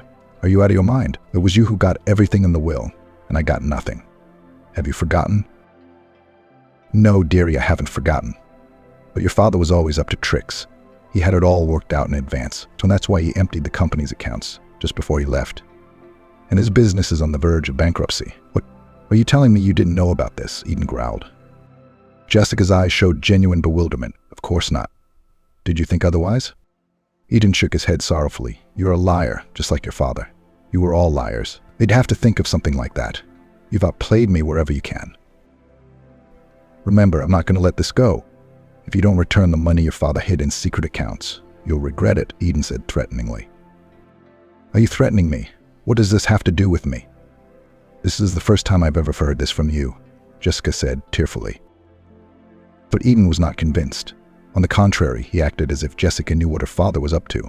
After an effective pause, Eden said something that made her uncomfortable. If you don't find the money, you're on your own. You hear me? I'll make sure Brian's in an orphanage, and you'll be disenfranchised. Yeah, don't look at me like that. It'll be just like I said. At this point, Roger, who had been standing quite peacefully on the sidelines until then, intervened. I don't think you've chosen the right tactics. Young man, threatening a woman, and a young mother at that, is unthinkable. Eden's lips curled in a sneer. Who the hell is this grandfather? Is he your protector? He's a good one. He's only capable of grumbling. In fact, just look for the money. If you don't, Brian's going straight to an orphanage. I don't want to go to an orphanage. Dad, why are you doing this? And why are you hurting Mom? Brian exclaimed with resentment. I'm not your father. What are you talking about? Do we have anything in common? Eden left and headed for his car, where, as it turned out, his mistress Olivia was sitting. Jessica was so shocked by her ex-husband's confession that she couldn't say a word. Tears were streaming down her cheeks, and her hands were trembling as if after a nervous shock.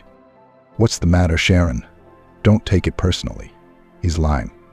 I'm telling you, he wouldn't have the guts to do something like that. He's a small-time bastard. I've seen a few of those in my time. He's a threat, especially to women, Roger said in a low voice. Thank you for your support. It means a lot to me, Jessica whispered. But the older man just waved his hand. Oh, really? Thank you. What if that boar shows up again? Jessica calmed down a little and looked at the situation with different eyes. It seemed that her late father had bequeathed the loss making business to Eden without any financial support. But then, where had the money from his accounts gone? After all, Eden had inherited a bankrupt firm, with a lot of debts and problems on top of that.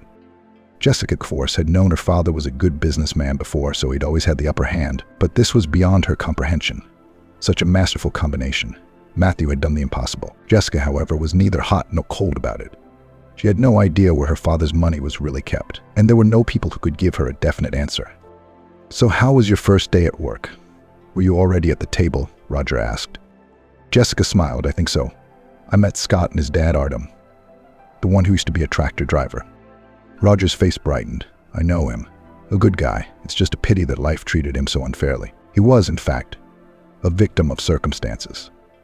If he hadn't turned the wheel, he wouldn't have saved the car and probably would have been less injured." Jessica sighed sadly. To tell the truth, she felt sorry for Artem, who had gotten into such a difficult situation. But what could she do? Nothing, really, except help Scott with his studies so that the boy could properly prepare for September 1st. The thought of Scott made her heart warm. A kind, intelligent boy. He's a joy to look at. "The principal's good, too. Put him in the 2nd grade. "No, that won't do," Jessica said. If Jessica only knew that the principal was thinking the same thing right now. Ashley had been working in the field for years, so he was afraid of anything that could even indirectly harm him. Most of all, he was afraid of any inspection that could lead him to a cottage in the suburbs, which was being built with some of the materials allocated for the school renovation. To tell the truth, Ashley was quite satisfied that in the near future the school would be disbanded, and he himself would be transferred to the district school. He didn't care how Scott, whose dad didn't have his own car, would get there. Eden, on the other hand, was in real trouble. The late Matthew had cleverly caught him on the hook when he asked his son-in-law to deliver the will to the notary. The experienced businessman immediately noticed a mysterious glint in his eyes and decided to take a big risk. As a consequence, Eden was faced with problems that he had never even suspected before. The creditors of the deceased demanded payment of debts, and competitors were ready to take the firm for nothing. So Eden found himself in a desperate situation in the true sense of the word. Now that he'd inherited the inheritance, all the strings were tied to him, and to play the situation back he could not, because he himself forged the will in the hope of appropriating the assets of the deceased businessman. But in reality, everything turned out quite differently. The accounts of the firm were completely empty, and all the employees of the company only helplessly waved their hands. That's when Eden realized that he had fallen into a real trap, one from which he could not get out alone. Naturally, he wasn't going to file for Jessica's termination of parental rights. So what would be the point, when she probably didn't know anything about the whereabouts of the money? 3 days passed, during which Jessica studied with Scott additionally and visited his father. With Jessica's arrival, Artem was noticeably more animated, his eyes lighting up with joy. He seemed to come out of his stupor, began to joke and smile.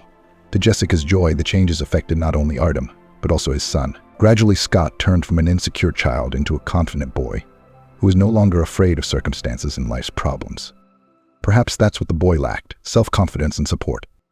"I believe you will succeed. And do not pay attention to your classmates. Soon they will envy you and consider you a leader. Just don't give up. Keep studying. And also please be restrained and don't rush to use your fists," Jessica said with feeling. "I'll do my best during recess," Jessica Scott replied. "And I don't know how long I'll be able to do it, but I'll keep at it," he said modestly. Seeing that the new teacher was not a threat to him, the headmaster relaxed. Now he was no longer afraid of the inspection and could continue to build his cottage in the suburbs overlooking the lake. Eden, fighting the avalanche of problems, left Jessica alone for a while, and she was glad. One day, coming home from work, she noticed a black SUV parked at the gate. Is Eden back again? Why is it in a different car? Where did the money for such purchase come from? Did he sell his father's firm for nothing? Jessica thought. But when the young teacher came closer, a gray-haired man in his 50s with the appearance of an office clerk came out to meet her. "Jessica," the stranger asked. "Yes, it's me. What's up?" The man smiled and immediately switched to an informal tone of conversation. "I am your late father Matthew's attorney. The fact is that he has instructed me to hand over to you personally the details of the accounts where the money is kept. The accounts are completely transparent and the tax authorities will have no problem with them. The money is intended for you personally and has nothing to do with your husband." Jessica corrected in a muffled voice. "Yes, the X. I don't mind the wording. I also have an envelope to give you. I don't know what it contains, but it was given to me by your father shortly before he died." And it was Matthew who set the date for you and I to meet. Not a day sooner, not a day later, the office clerk summarized. Felix took the packet of business documents with bank account details with a trembling hand. Jessica placed the envelope in the side pocket of her blouse to open a little later. To having accomplished his mission, the man politely said goodbye and got into the car. Jessica, on woozy legs, walked over to the bench leaning on one side and opened the envelope. Inside was a letter from Daddy, which began with the following words. My dear daughter, if you are reading these lines, it means that I am no longer alive. So I apologize in advance for this whole show with the will, but I could not do otherwise. I had to set the record straight to expose your husband Eden. With my will in his hands, I'm 99% sure he'll try to fake it and turn the situation in his favor. Fortunately, I've taken care of that, and Eden is out of the woods. I put him in charge of an unprofitable business that will only bring trouble and the realization of the mistake he made in betraying you. I'm leaving you with savings most people can't even dream of. Spend it wisely for the benefit of yourself and your grandson, Brian. Your Papa Matthew. Sitting on the bench, Jessica reread what she had written over and over again. My God, is it really true? She thought. Tears ran down her cheeks when she found a picture at the bottom of the envelope. A picture of herself as a child, wearing a light daisy dress and barefoot sandals. Why are you crying? Did something happen? Did your father hurt you again? The son came up from behind and asked anxiously. Jessica turned around and a sweet smile played on her lips. Oh no, Brian, really? It's okay. It's just that we won't be poor anymore and we'll be able to do anything we want to succeed. Wow. Can we build a store here? You know, like in the city. And a playground and a water park for sure, the boy exclaimed happily. Of course we can. We just have to wait a little longer, Jessica replied. From that day on, their lives really changed. First of all, Jessica sent some of the money for the renovation of the village school, which upset the headmaster. Thanks to Jessica's intervention, all the machinations of Ashley, who thought only about his own profit, were revealed. After learning that the school would get a second chance, Roger could not hold back his tears, hugging Jessica. The elderly man cried and thanked fate for bringing him together with the daughter of the late Matthew. Jessica didn't forget about Jack, who had received an invitation to one of the best prosthetic centers. Jessica, thank you so much. I don't even know how to thank you, the man said with barely contained excitement. She smiled and looked at Scott looking out the window. Well, who was right? That's right, me. And no one else, Jessica said. As Scott smiled back and ran outside to hug his favorite teacher. Tears sprang from Jessica's eyes as the little boy expressed his gratitude. Since Ashley had been fired right after his shenanigans had been exposed, it was only natural to wonder who would be the new principal. And that's where the villagers were in unanimous agreement, Jessica, no one else. No, what do you mean? I don't have any experience. I've only just joined the staff, Jessica whispered embarrassedly. Roger was more than persistent. Go for it, Jessica, don't be stubborn. There's no better director. You are just made for this job. People trust you. You have allocated so much money for personal repairs. Jessica smiled embarrassed and then thanked everyone for their trust. Wow, my mom's the principal now, Brian squealed happily. As Jessica cut him off, don't get too excited, buddy. I'm not going to let you off the hook. Don't count on it. I'm going to ask you for your material just like everybody else. Learning is light, and unlearning is darkness. Scott said with a smile. Jessica turned around and at the same moment saw Artem in front of her, holding his son's hand. He was standing, and not just standing, but able to move, leaning on a stick as he walked. Jessica almost lost her senses in astonishment. Could Jack have recovered so quickly? The whole thing seemed unreal. About 3 months after these events, Jessica and Jack were married. It was quite modest by local standards, but the newlyweds didn't need more than that, and the most important thing was that they were able to find each other. They lived in a memorable village, where such miracles were rare. The only thing they knew about Eden was that he had finally gone bankrupt and lost everything he had stolen from his late father-in-law. As it happened, it was Jessica who paid off the company's debts and bought the controlling interest at auction for next to nothing. By that time, they were already divorced, and Eden received nothing from this deal. Left penniless, he went under pretty quickly, selling his car and most of his personal belongings along with his jewelry. Kayla's stepmother also got exactly nothing good after the departure of her spouse. All to blame was the lover, who cleaned the stroppy beauty to the thread. But in the village school made such a good repair that now the occupancy of classes with students has become prohibitive. After all, they were going to them students from all the surrounding villages. Jessica even had to run her own school bus on the route. Roger was extremely happy about it because he had worked in this school most of his life. Looking at the children rushing to school with their backpacks, He thanked Jessica and Jack for giving the village a second life.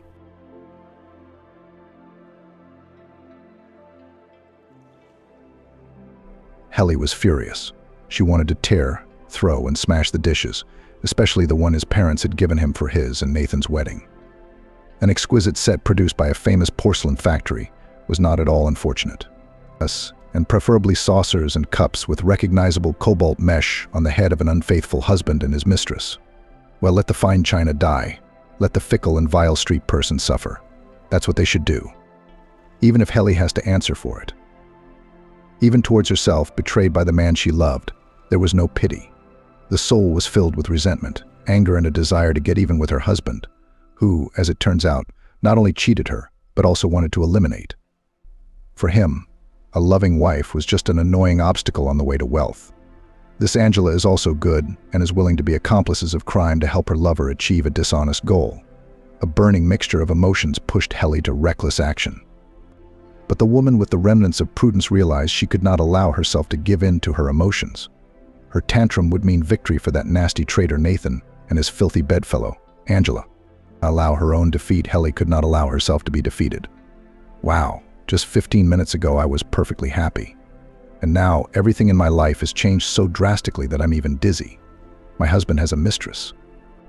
And this is very Angela, or whatever Nathan called her. She personally hired her, always happy with her, as an employee, even provided career growth for her.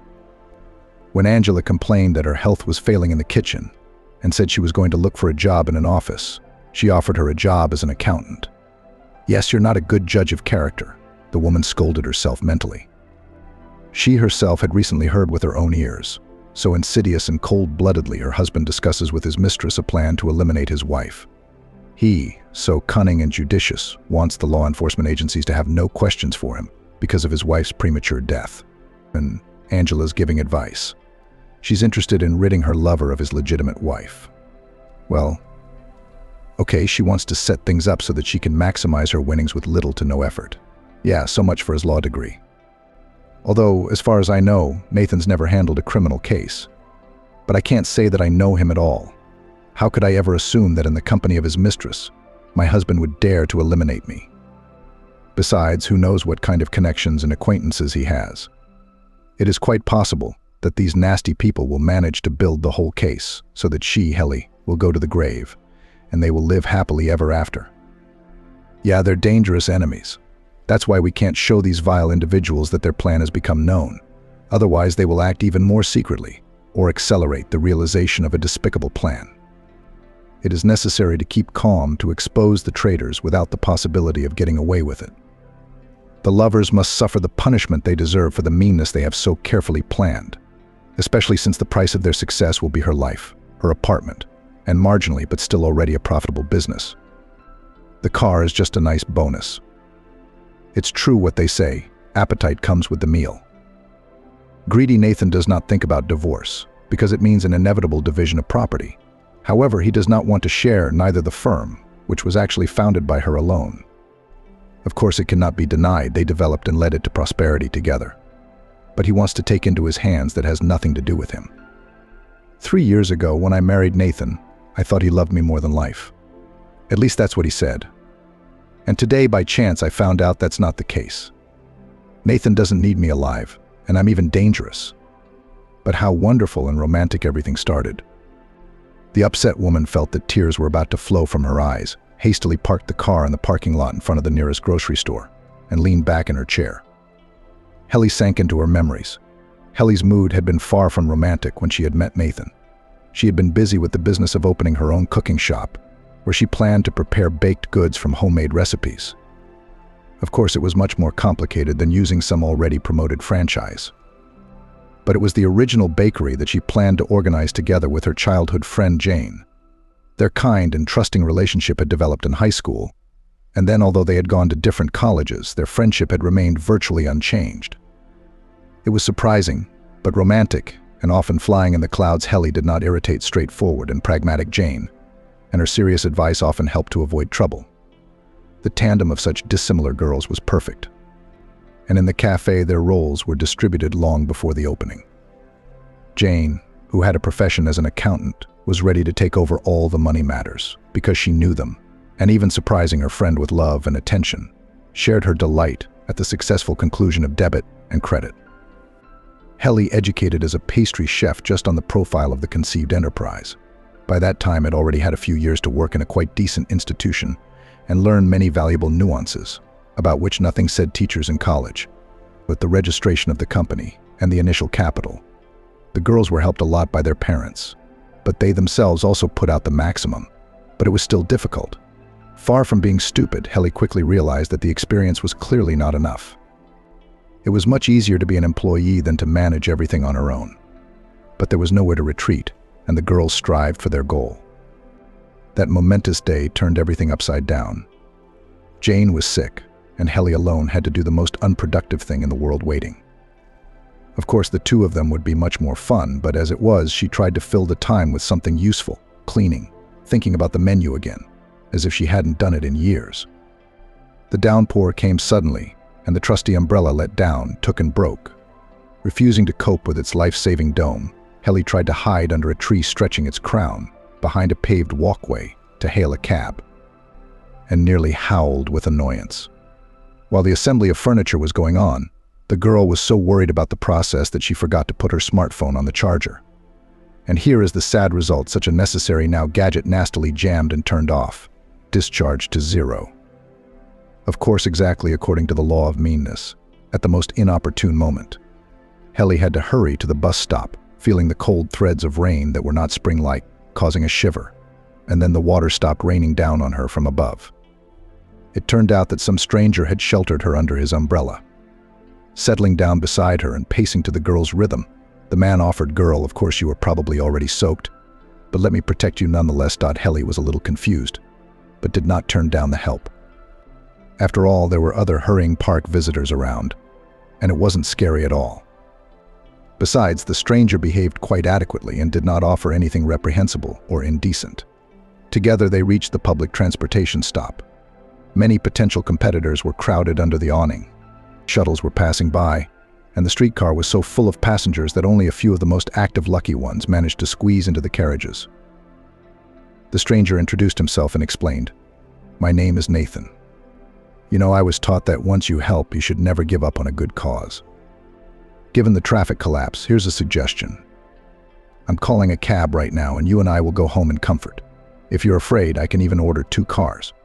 But that would be selfish to the people who would like to get home comfortably in this weather. I promise you'll be perfectly safe. Do you agree?"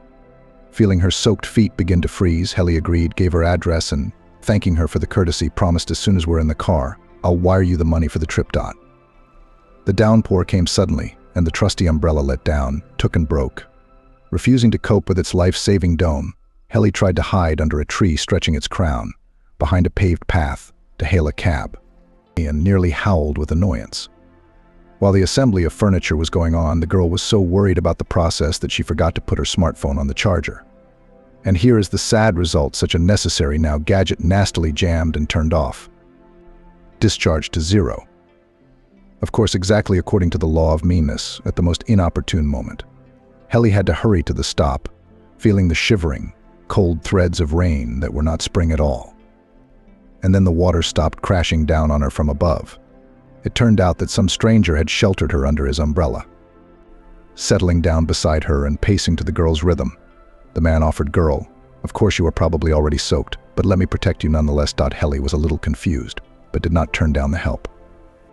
After all, there were other hurrying park visitors around, and it wasn't scary at all. Besides, the stranger behaved quite adequately and did not offer anything reprehensible or indecent. Together they reached the public transportation stop. Many potential competitors were crowded under the awning. Shuttles were passing by, and the streetcar was so full of passengers that only a few of the most active lucky ones managed to squeeze into the carriages. The stranger introduced himself and explained, "My name is Nathan. You know, I was taught that once you help, you should never give up on a good cause. Given the traffic collapse, here's a suggestion. I'm calling a cab right now, and you and I will go home in comfort. If you're afraid, I can even order 2 cars. But that would be selfish to the people who would like to get home comfortably in this weather. I promise you'll be perfectly safe. Do you agree?" Feeling her soaked feet begin to freeze, Helly agreed, gave her address, and, thanking her for the courtesy, promised as soon as we're in the car, I'll wire you the money for the trip. Well, not right away. My smartphone ran out of battery, but you dictate your number to me, and then I'll throw you the amount due. The man monitoring the app for information about the arrival of the cab did not respond to this statement. Since there was not enough room under the roof of the bus stop for everyone, they stood there without saying a word, under the not-so-secure cover of an umbrella. But the rain slowly calmed down and no longer tried to roll the cold water out of the people's bags in the street with gusts of wind. Soon Nathan rejoiced and jokingly announced, pointing to a car neatly parked near the bus stop, "But here, the carriage is served." Helly was glad to be in the saving warmth of the automobile interior. When asked for her phone number, Nathan handed her a business card. "This is not for you to wire money. I can well afford a cab ride, especially since we're kind of on the way. Just in case maybe you or someone you know needs legal services? Call me. I'd be glad to." Getting out of the car outside her house, Helly again thanked the man who had unexpectedly come to her aid. "Thank you again." As soon as the thought of transferring money crossed her mind, Helly hurried to send Nathan the money. But soon a text message informed the girl that the entire amount had been returned. Also in the message was the text, "Nice to meet you." After thinking about it, Helly decided to send her savior from the rain an invitation to the cafe after it opened, saying that the kind man could try any treat at the expense of the place. This option seemed to be the most acceptable. Finally, the girl lit up and dozed off. About a week later, after kilometers of spent nerves, Helly and Jane's cafe received its first visitors. Not in vain, they were in a hurry. Not all the townspeople in the festive days of May went to the dakas and in the lap of nature, and there were quite a lot of visitors. Jane even had to help the employees. It was a good thing that she had applied for a health book at the same time as Helly and could not be afraid of possible inspections. By closing time, when their parents arrived to take care of their business, the girls were exhausted but satisfied. All together, closing the doors from visitors, sat at the tables for a while, letting Helly and Jane recover a little. It was only afterwards, having refreshed themselves with tea and unsold wares, that everyone went home. Helly didn't want to go to her parents' house for the night, so they gave her daughter a ride to the driveway. There, to the girl's surprise, Nathan was waiting for her. He had flowers in his hands, and it so happened that he, as if immediately, met potential relatives. The man held himself without embarrassment, but apologized to Helly's mom and dad. "Mary Alex, I apologize. I didn't think there would be an introduction to you today, and I didn't prepare you and your spouse the proper presents. I promise to correct the oversight the next time we meet," he said. The parents were rather wary of the active, though very courteous man, but they could not influence Helly. She was completely enchanted by the man. He quickly became the most necessary person for her. The girl was a little disturbed that the relationship between her lover and Jane was developing disgustingly. The girlfriend wrinkled her nose when Nathan gave her some compliments and didn't hesitate to snap at him if he dared to make critical remarks. "Look, Helly, I understand love is a carrot. Your head is spinning, but you don't notice what strange eyes this Nathan has. It's as if he's scanning his interlocutor for easy and visible weaknesses, so that he can strike a crushing blow if necessary. And those pupils dilate and constrict to the size of a mace, a black head. Look, you should be more careful with him. Don't be in a hurry to let him into your life," Jane cautioned. Helly tried her best to protect her lover. "Jane, you're not quite right. I mean, Nathan's eyes are really special, aren't they? Studious, but that's only because of his former profession. He used to be a police officer, and then as a lawyer he decided to retrain. Don't be offended if he criticizes you. He's just used to telling the truth," she explained. In love, Helly did not even notice that Nathan really often hurt her friend without any good reason. Joint walks stopped almost immediately. The man seemed to be polite, but managed to irritate Helly, causing an unpleasant feeling of jealousy because of the numerous and polite questions he asked her friend. He was interested in absolutely everything: where she studied, where and with whom she lives, what kind of accounting experience she has, and even in what store she prefers to buy clothes. In the end, tired of answering Jane, who was not distinguished by humility and patience, burst out Nathan, "What makes you think I'm in your office being interrogated? Look around. We're in the lobby of a movie theater with Helly. Give her your attention and leave me alone. I'm sick and tired of your questions. I'm tired of making excuses for something I didn't do." After that, the girl hastily said goodbye to her friend and went home without listening to her entreaties to stay. Since then, Jane tried to avoid communication with her unpleasant person in every possible way. Of course, it was impossible to completely exclude meetings, but she tried not to talk to him and even sometimes blatantly ignored the questions he asked her. By the fall, the cafe became a success. There were regular customers, including not too wealthy, but many students from the nearest university. Helly was overjoyed. Judging by the figures Jane showed her, there was already a net profit. It wasn't much, but it was already good. "We haven't recouped our investment yet," the accountant reported, "but if things continue at the same pace, I predict we'll be operating at a profit by early February. We'll have to think about putting something special in the range for New Year's Eve, won't we?" Helly knew she needed to spin even more so that the steady high income would allow her small team to proudly recognize the victory. Therefore, the quality must not be reduced in any way, and the assortment must be updated. Her friend's idea was a success, and soon the flow charts for painted holiday gingerbread were being developed. Simultaneously with the growth of profits, another joyful event took place. Nathan asked Helly to marry him, and she, without playing the popular girl's coquetry, immediately agreed. Jane, on hearing the news, hid her pretty face and distressed her friend by expressing her feelings on the subject. "I sympathize with you, Helly. That slippery Nathan is clearly not out of love for you insisting on getting married." Helly was incredibly offended then. "So you think I'm impossible to love? Is it because I'm fat?" "Well, know that Nathan is completely happy with my figure." Jane tried to justify herself. "It's not about your looks. You're fine with it. Although I've noticed you've been nibbling on oatmeal cookies instead of croissants in the mornings. With coffee, no sugar, no cream. I'd just advise you to watch how Nathan behaves when he thinks no one can see him. It's like he's doing calculations in his head all the time." Helly began to defend her lover, and eventually that conversation ended. An unsightly spat, and the friends almost stopped communicating, except for work matters. However, neither the quarrel with her best friend nor her mother's request to take a break and think did not affect Helly's decision. She perceived doubts in the groom as an insult to her personally. The girl was infatuated and married him. The only thing she went against her fiancé in was his desire for a prenuptial agreement. Somehow it seemed to the romantic Helly that this relegated the bright feeling of love to a pragmatic bargain. Nathan did not insist, but at his gentle request, the gift money was used to buy a family car. Helly was not embarrassed by the fact that she did not have a driver's license at that time, and in fact the car became the sole property of her husband. He occasionally drove her to work, but often their schedules didn't coincide. To get to work and back to her apartment, where she now lived with Nathan, she had long been accustomed to public transportation, and training at the driving school was constantly postponed because of the heavy workload. Business demanded constant attention. Competitors were not slumbering, opening nearby establishments of similar orientation. I had to constantly go half a step ahead, not only responding to demand. Gradually, after careful thought and calculations, came up with new products. Some ideas turned out to be unsuccessful, but in general, the development of the business pleased both the owners and those who received jobs and decent wages. In the process, there were a few not too pleasant cases when visitors tried to seek compensation for allegedly substandard products. But Nathan intervened in the proceedings and everything was settled out of court. For this intercession, she fell even more in love with the man. He seemed to her a real ideal. Unhappy customers were the exception.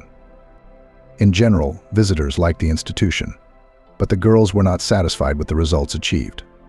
In the assortment appeared sweets made for people who adhere to the right Piangela eye. Helly, though she did not immediately realize it herself, was embarrassed by her figure, which was like a vanilla raisin bun. She was annoyed by her own rounded knees, chubby arms, and the fat accumulations hiding her waist. Disregarding the advice of her mother, the young woman began to adhere to a strict diet. The mode of calorie deficit not immediately, but still went in favor of the figure. But from the former cheerful character is almost nothing left. Only trust in her husband was unchanged. Over time, Helly and Jane decided to expand their own network and open another cafe. Let it again lead to anxiety and turmoil, but there should be development. That's what the friends thought. Of course, Helly reported the idea to Nathan, with whom she always shared all the news. "Honey, we have the money to invest in expansion. We may have to take out a loan to speed up the process, but Jane is optimistic." Nathan responded to this with his own doubts. You know, it seems to me that the cafe should have shown much better results. I don't want to upset you, but if you're interested in my opinion, I'll give it to you. Of course, Nathan, I'm listening attentively, Helly encouraged her lover. And she heard something she didn't expect. Anyway, to be honest, no offense intended, you should double-check your Jape's bookkeeping. In my opinion, some of the money she just steals from under your nose, taking advantage of unlimited trust. Opening a new outlet is a whole new ball game. She'll collude with the team that will do the finishing work, and she'll make even more money on your naivety. Helly was outraged. What are you, Nathan? Jane is like a sister to me. We've been friends since high school, and I'm sure of her. The man continued to insist. I'm telling you, she's insanely jealous of you. That's why she's being mean, and I'm afraid that's just the flowers. She tried to charm me once to annoy you. I'm terribly sorry that in that situation I didn't think to turn on the tape recorder and record her calling you fat and suggesting that I start an affair with her. Helly didn't immediately believe her husband. It is not easy to undo a friendship that lasts more than 17 years. However, Nathan continued to convince his wife that in the form of Jane she had a snake in her heart. The second cafe was opened, but the renovations to the premises were entirely under Nathan's control. Jane often complained to Helly that the estimate seemed excessive, but her friend reassured her that Nathan knew what he was doing. The stubborn Jane pointed both her friend and her husband to the lines in the printed table. She openly said that some of the items were not very real at all. But she earned only a scornful comment from Nathan, of course. You can only see the numbers. You probably compared them with the cost of services of some foreigners who don't understand English and took the prices of goods from old advertisements, so you think you're someone else. What an expert in heels. Jane wanted to get into a verbal fight with her friend's husband, but Helly, trying to smooth over the emerging conflict, intervened in the dispute. Oh, I'd invite you over, but my wife's mother might show up at the apartment at the worst possible moment. Of course she would. She's got a daughter coming the day after tomorrow. She's thinking of all sorts of fatty goodies. She's a toad herself, so she raised her son and daughter the same way. You're not quite fair. Yours has been noticeably similar lately. A scrawny cow is not a reverent doe. Her skin is weathered, though she's trying to do some exercises, but her temper's gotten nasty. It's like you're not a woman, but a feast of body and soul. I myself want to enjoy your company in a comfortable environment. But for now, I have to hide. Helly held only on moral willpower. There was a great desire to appear in front of the lovers and express their indignation, not shy in expressions. However, Angela's next phrase literally made her gravitate to the floor. Helly should preferably be cremated. Then it would be possible to live without fear. After all, in this case, no one will not be able to find out the true cause of death. You're a dangerous little thing. Do you watch a lot of detective movies? I guess you're right. Cremation is the perfect way to hide the loose ends. I'll probably have to talk to her parents about burial arrangements. But I think I can convince them to go with what I suggest. It is unpleasant that they too will be heirs of the first turn, but it is also solvable. Again, from the loss of my beloved only daughter, there's not much that can happen. I believe you will think of everything in the best way. An enthusiastic Brew called out to Angela. There was the sound of kissing and instinctively staggered from the revulsion that seized her. Helly snagged a water bottle that had appeared on the floor, which must have been left by the builders. Oh, Nathan, Angela exclaimed, I think I heard a noise in the next room. Come on, it's nothing. The builders have long gone. Maybe the mouse, because of the sloppiness of unscrupulous exterminators, survived. Started to calm the mistress, Nathan. I think you just imagined it, but don't be nervous and don't get distracted. We have better things to do than chase mice, my kitty. Helly even covered her mouth with her hand to keep from screaming with resentment and disgust at the luscious intonation of her husband's voice. Angela continued to insist. Please go and see what's out there. I can't relax thinking that someone is around, or even peeking at us. Not waiting for her to persuade the man to check the room, Helly hurried away quietly so as not to give away in any way that she was here and heard such an unpleasant conversation. Wiping away her tears, Helly picked up her phone and looked online to verify her husband's words. It turned out to be just as he had said. Since they have not yet decided to have a child, then if something happens, and the first-line heirs will be her parents and the cunning, sneaky Nathan. The woman was horrified. So her mom and dad are also at risk. There was no doubt left it was necessary to strike a blow against the traitors. Can't risk her parents, worry them too. Can't go home and pretend to her husband that she missed him, that she was glad to see him, and that everything between them was still the same. Helly was not able to. Ironically, the only person to whom a woman treacherously betrayed by a supposedly loving husband and seemingly reliable employee could turn for help was Jane. But how would her once resentful friend treat the request to at least listen and give sound advice? Almost without breathing, Helly listened to the long beeps. Then, finally, an energetic greeting came from the speakers. Hello. Ooh. Jane, please forgive me for everything. You were completely right. I'm in such a situation that I'm scared. Terribly scared. Please, let's meet. I can't tell you everything over the phone. Whether Jane had forgiven her friend or gloated, Helly didn't care. What mattered was that she heard the words that were so important to her. All right, come on over. You probably haven't forgotten the address. It's just in time for my parents to go on vacation. Otherwise, they probably wouldn't have let you in. Unlike her friend, Jane didn't want to live apart from her mom and dad. She thought with her rational mind that there was no point in getting involved in mortgage bondage, and it was better to save the necessary amount little by little, so as not to overpay. Soon Helly was already sitting in the cozy kitchen under the measured ticking of the ancient clock, which since the childhood of girlfriends were already in this very place. And having told about her problem, summarized this as such nonsense. You can rightfully say that you warned me that you should not fully trust Nathan. I was wrong, and I'm surprised I didn't notice what kind of person he really is. I guess the whole staff knows about his affair with Angela, except for me. Jane shook her head as she listened to her friend without interrupting. Even I didn't expect this from your husband, even though I've seen that he's a real scoundrel without principles or morals. I didn't think he'd be willing to do such a thing for profit. But I can't imagine how you're going to do it now. Most likely the time is very little, because they have already decided everything, judging by what you say. Sorry, I will say not the most pleasant things, but if they agree on cremation, then, most likely, as a way of your elimination will be chosen poisoning. Probably the best solution would be to move out of your own apartment for a while and strictly not accept any food or drink from their hands. However, there's a catch: your enemies may not plant the poison directly, but simply place it within easy reach. Going to the police is probably futile and maybe even more dangerous than dealing with it yourself. As I understand it, you did not make a record of the conversation between your husband and his mistress. And on top of all this, he may still have friends in the police. It's your word against his word. That's not a good bet. He's a lawyer, and things may not work out in your favor. I'm also worried that your parents are at risk. Even if you leave as if on a long business trip or on vacation, they can rearrange their plans and deal with Uncle Sasha and Aunt Masha, who, if you happen, what would be heirs first in line. I pity them, and you too, to be honest, got into this, his Nathan. Now we'll have to do our best to get out of it unscathed. So you can't run away directly, and right now. It's not safe to cause a scandal either. Who knows how a sweet couple of lovers will act then? We'll have to win by stealth. But we must think it over very well.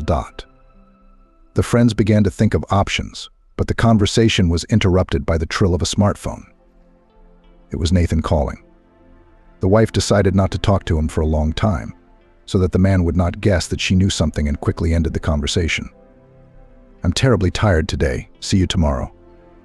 Making sure the call ended, Helly placed the smartphone on the table and fiddled with it, trying to hold back the tears bursting out. How can you lie so perfectly? If I didn't know he was dreaming of getting rid of me, I'd actually believe his words about the separation being unbearable for him. Lies so cynically, deceives, speaks tender words so unscrupulously, without even the slightest intonation revealing his true feelings and desire to destroy me. What sort of a man is he? Jane consoled the friend who had almost become an ex for good. You didn't listen to anyone's advice, but there's no time to regret the past. You have to do something in the present to avoid getting into an even worse situation. Helly was horrified by Jane's calm examination of the situation. All she could do was ask, "What am I supposed to do?" Jane continued to reason, saying everything in a measured manner, so as not to unnerve her friend. First of all, you shouldn't panic. It won't help and may even harm you. I'm afraid that with Angela's active assistance, Nathan has backed up and withdrawn a sizable sum into secret accounts, possibly opened with someone else's data. Of course, if they expect to eliminate you completely, maybe they did not make unnecessary movements. What's the use of making a fuss and risk being caught in an unfavorable coincidence, if after a short wait you can get a much bigger prize? That's a very funny joke, my love. But today, I dare remind you, is not April 1st. Well, I've got a lot to do. You can explain to me at home tonight what the hell went through your charming head. Kisses, my darling. Janine grinned a little too kindly. He's sure you're still madly in love with him. But from what I understand, at this very moment he's probably calling his mistress to see what's going on. The nasty couple will be here soon. Mark my word, they will most likely come one at a time. Janine was wrong. The friends had barely had time to sip a cup of coffee with the new menu when Nathan appeared in the office. The man's handsome face contorted with a grimace for a split second when he saw his wife in Jane's company. However, he instantly took control of his emotions and, saying hello, turned to his wife and then to her friend. I insist that you explain to me what happened on the business trip, except that this conversation is clearly not for the ears of outsiders. Jane, do you have the decency to leave me alone with my wife? She and I have a lot to discuss. Helly asked. Nathan, we can't talk alone. If you want, let's discuss what you want to discuss. I'm listening to you very carefully. The man was puzzled, but decided to ignore the woman who always put him off balance and, raising his hands in the air as if in a sign of joking surrender, clarified. What's this unfortunate divorce joke? Helly spoke calmly, though she had to clench her fists to the point of whitening. No, Nathan, I'm not kidding at all. We're getting a divorce, and it's finalized. I don't want to say the reasons out loud. Besides, you know them very well. Tell me, what time can you come and get your things? Nathan was not going to give up without a fight, and Helly, overhearing his conversation with his mistress, understood why it was not enough for him to get what he would have gotten in a fair divorce. He wanted to take a bigger and tastier bite out of the family pie. This comparison, unintentionally brought to mind, helped the woman listen to her unfaithful husband, even with a modicum of humor. Helly, I don't understand anything. I can only guess that Jane is involved in this whole situation. Beloved, if you are interested in my opinion, such interference in purely family matters is out of the question. Suddenly the wife was even amused. Wow, my darling. And I thought you could call me a skinny cow to my face. The consternation seen in her husband's gaze gave the woman confidence, and she continued, You are gravely mistaken if you think Jane or anyone else but yourself is to blame for our divorce. I can't live with you anymore because you are a cheating, treacherous, and bilingual man. You have completely lost my trust, so let me know when you can come get your stuff. And let's finish this useless conversation with you. He realized that somehow his wife had become aware of what he called her behind her eyes, but he still tried to play it off, speaking in his deep, well-pitched voice. Beloved, in every family there are rifts, crises, and resentments. But for the sake of love, one must be able to negotiate, to compromise. Are we not living well? What do you lack? I give you enough time, I help you in business. Isn't that enough? If you want, let's just take a little break. Take yourself a trip, go to the gentle sea, have a rest, and when you come back, rested, satisfied, peaceful, then we'll continue the conversation. I love you and I'm not going to divorce you. While the woman, panting at her husband's insolence, thinking that now she would be touched by his confession, was looking for words to answer him, Angela entered the office, as her friend had predicted. She looked at the gathered company in surprise. Seeing her lover with his wife was familiar. However, her predecessor as accountant was also with them. Angela realized that something extraordinary was happening. She said hello and headed for her desk, but Helly turned to her, making it seem as if she had stumbled over words that had suddenly become a barrier. I hope you won't break the comedy and vacate your workplace of your own accord. It so happened that I became aware of your dishonesty, and I don't intend to tolerate such a person in the team and in my life. Angela glanced at her lover, hoping that he would come to the rescue, but Nathan was silent, and then she decided to defend herself. In general, I know my rights.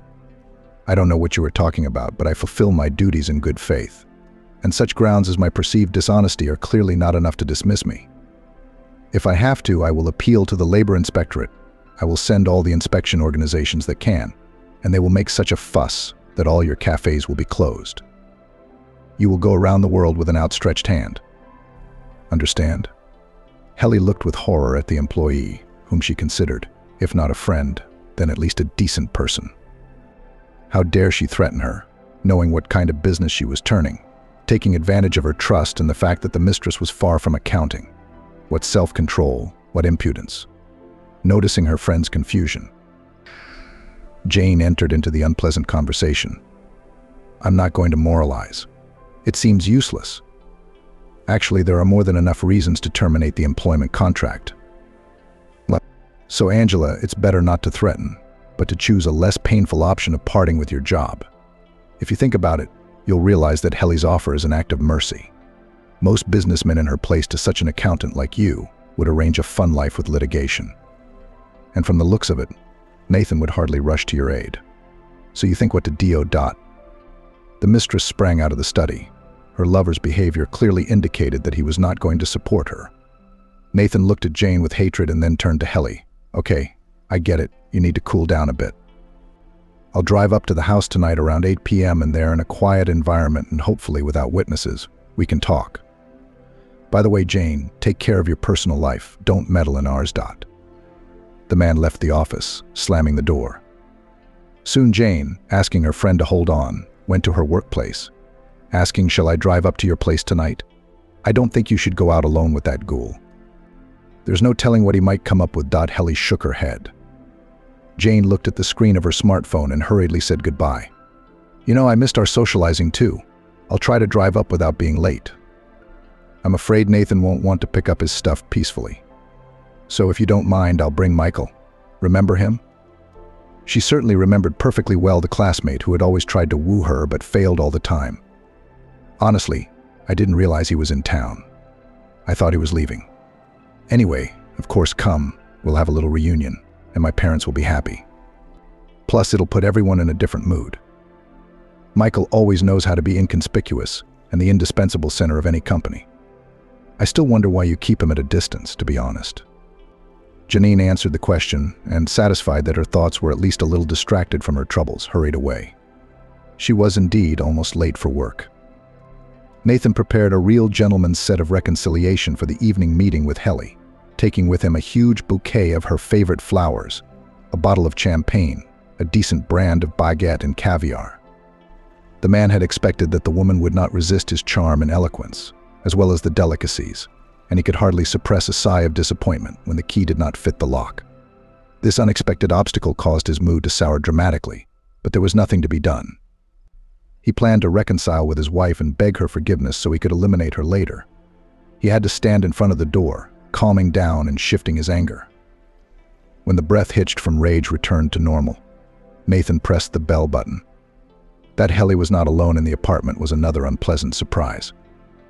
His wife's parents stood behind their daughter's back with eloquent glances, but he, as if not noticing the bags and boxes set out in the hallway, said hello, crossed the threshold and spoke.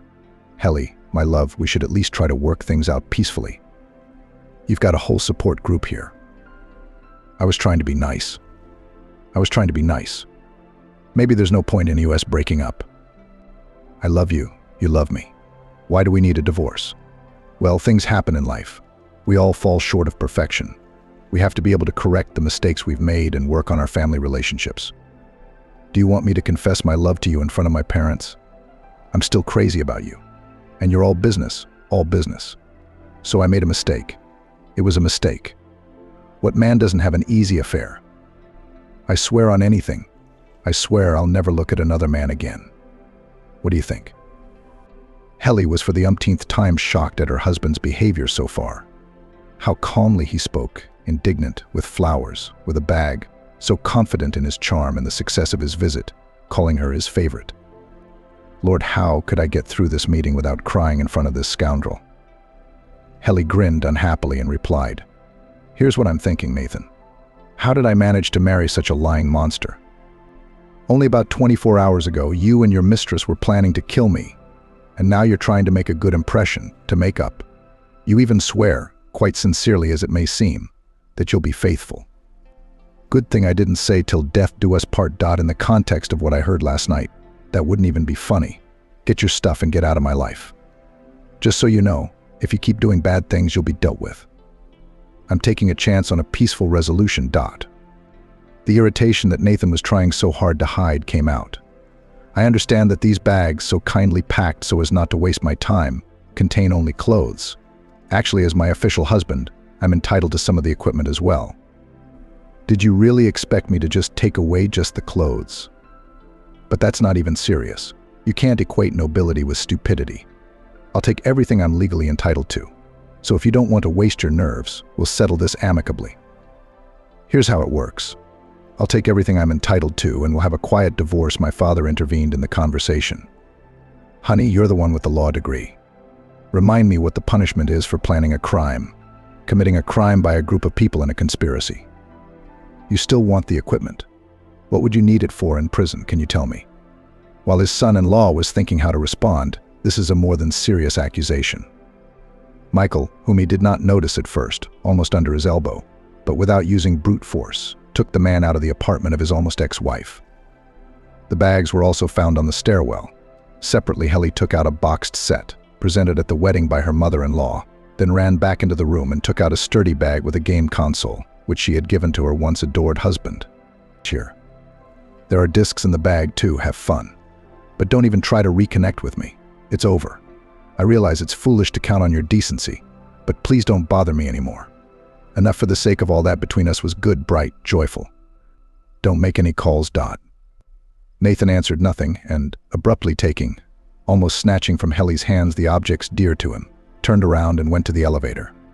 Yes, going to meet his wife, he had expected a very different result.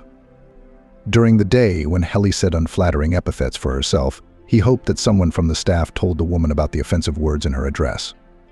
Now it was clear the wife found out about the insidious plan to eliminate her.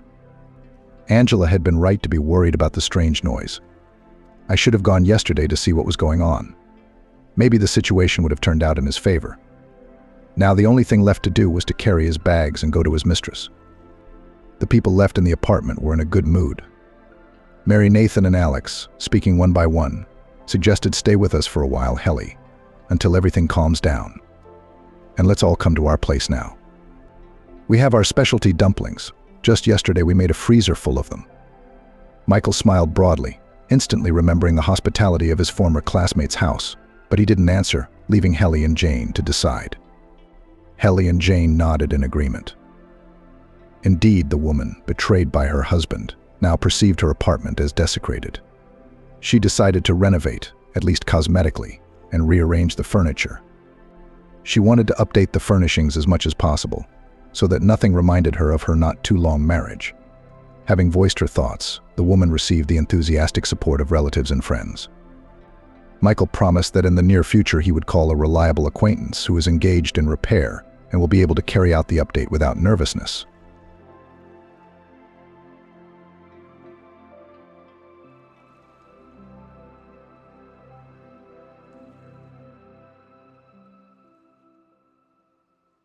Emma pondered the moment when everything went wrong in her life.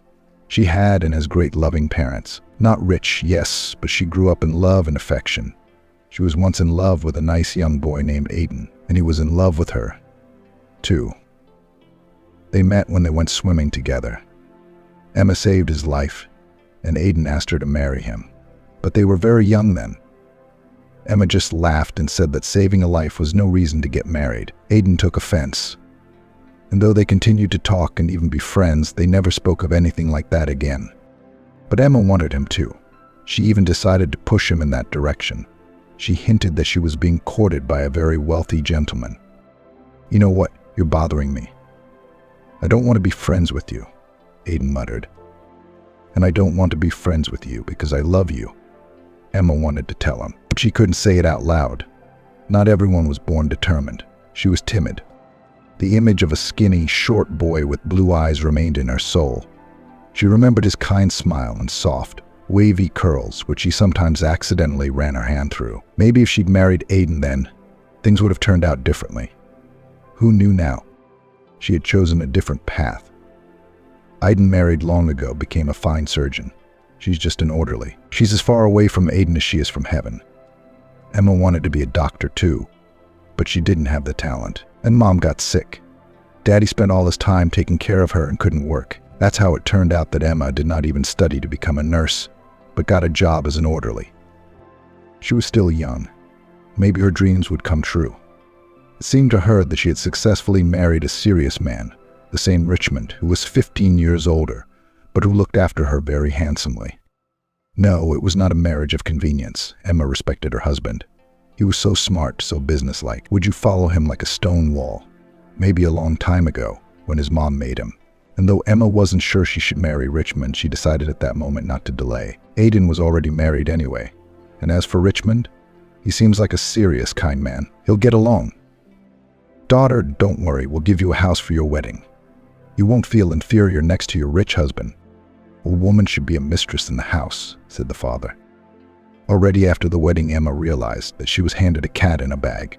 The family was far from noble, and the question of wealth was very controversial because both her husband and mother-in-law now lived with her. Polite and smiling Richmond after the wedding gradually faded away. Like the smile of the Cheshire cat, he became indifferent at first, then even rude. And her mother was singing to him as if Emma had been their errand boy. She would have liked to consult her parents, but her mother wasn't feeling well. Although there had been some improvement, she didn't want to tell her parents that things were really bad. And even the insulting fact that their room in the house was still being renovated, and that they themselves lived in the village, had not yet convinced them finally that the son-in-law was really not a very good man. Both mom and dad said that all this is not terrible. They are ready to wait some more. But Emma realized the clouds were gathering. Chris, this is actually my house. Why are you being so bossy? Emma had tried to say that to her mother-in-law many times, but she hadn't decided yet. Richmond was a typical mama's boy. Chris moved into the house as soon as they were married. Emma's parents had given her money for a good, though not luxurious, home. Renovation Emma and Richmond did together. Recently, her husband more and more often said that allegedly he alone made this little house a semblance of decent housing. Of course, Emma, working as a nurse, earned little, to put it mildly, and Richmond worked as a supervisor and got much more. But somehow it was so clever that Chris kept most of the money. She said she was trying for the young, so they wouldn't spend it all. Emma couldn't save any of her money. She herself realized that she could not cope with a cunning mother-in-law. She was too simple-minded, and Richmond and his mother have a lot of self-importance. They're always telling Emma that she doesn't appreciate being welcomed into the family. What do you mean? Accepted. What kind of nobles are these if they live in her house and half of the money for household expenses she contributes? And at first the taunt seemed like a joke. Emma thought it would pass with time. She had been living with Richmond for several years, and her husband and his mother had become more and more insolent. For the last 6 months they had been downright rude to her. Under the pretext of repairing the house, they evicted Emma's parents to an outbuilding in their old cottage in the village. Richmond promised to repair the part of the house where the father-in-law and mother-in-law lived, at his own expense. He also bragged that he wanted to thank them for buying the house, but it's been the house 6 months, and no one's made any repairs. Richmond, how can you do this? Your mom, who hasn't invested a dime, is living in a nice big room. Why do my parents have to live in an outhouse? Emma asked her husband with tears in her eyes. You know what? You'd better think about what's up to you. It's up to you to fulfill your duties, frowned her husband sadly. What do you mean? Emma was surprised. What other duties could she have? She works, she keeps house, she cooks, she takes care of herself. Of course, it's hard to call her beautiful, but she's got a great figure with a slim waist. Yes, her face is not so good, but long, thick hair of russet color and big brown eyes make men look around. And the facial features again, although large but just a little. Goes straight home from work, does not flirt with anyone, with her mother-in-law does not quarrel. Her husband is trying to accustom. But what does he lack? She even wondered if she was doing her job. And you yourself do not realize that I, and your mother, and your parents, we're all expecting grandchildren from you. Maybe you're infertile and I'm wasting my time on you. Your mother said you should get a checkup, but you've been procrastinating, even though you work in a clinic, Richmond said menacingly. Emma felt humiliated. Hot tears came to her eyes. How come she hadn't been tested? She told Chris a long time ago that there was nothing wrong with her. Asked her to send Richmond for a checkup. In a delicate, motherly way, she thought Richmond was pulling herself together, afraid the tests wouldn't be good. So I didn't rush him, even though I was looking forward to having kids. And then all of a sudden, this comes out. Richmond, there's nothing wrong with me, and your mom knows it. Maybe you're the one who's infertile. But are you going to get tested? Anger burst out. The others haven't complained, said the husband, who remembered that the wife of a doctor had given birth to a son by him 2 years ago, and she lies to her husband that it's his child. Richmond had no particular claim on this Kira. She was not his only mistress. Still, it was nice to see his marvelous genetics breed and multiply, and this Emma is babbling on about how he's the one who's supposedly infertile. What do you mean? Any others? Do you have someone else? The husband was about to run out of the room, as he always did when a serious conversation started. But little Emma blocked the way of a tall, hulking man with a high, bald head and a beer belly. She looked into his insolent dark eyes, in which you could hardly tell the pupils when he was angry, and made it clear that he would not walk away from the conversation. But what could her 58 pounds do against this carcass nearly 3 times as heavy? He just pushed her away gently. She was already flying to the couch, landing softly. Next time might be different. Know your place. Orderly, Richmond said, and slammed the door loudly. What's that supposed to mean? He doesn't put me in anything, and he's got some other people in there, and I don't even have the right to ask about it. Emma thought as she lay on the couch, curled up like a little bird with nowhere to hide from the weather. Tears were streaming from her eyes, but she only realized it about 20 minutes later, when her eyes ached unbearably. The situation seemed extremely dangerous to her. If it went on like this, the cunning Richmond and his mother could deprive her of most of the house. They're experienced people, used to getting their way. So her parents, simple, hard-working people who'd worked their whole lives in a paper mill, had given away all their savings for nothing, so that their daughter and future grandchildren would have room. This house is all her humble and honest family has.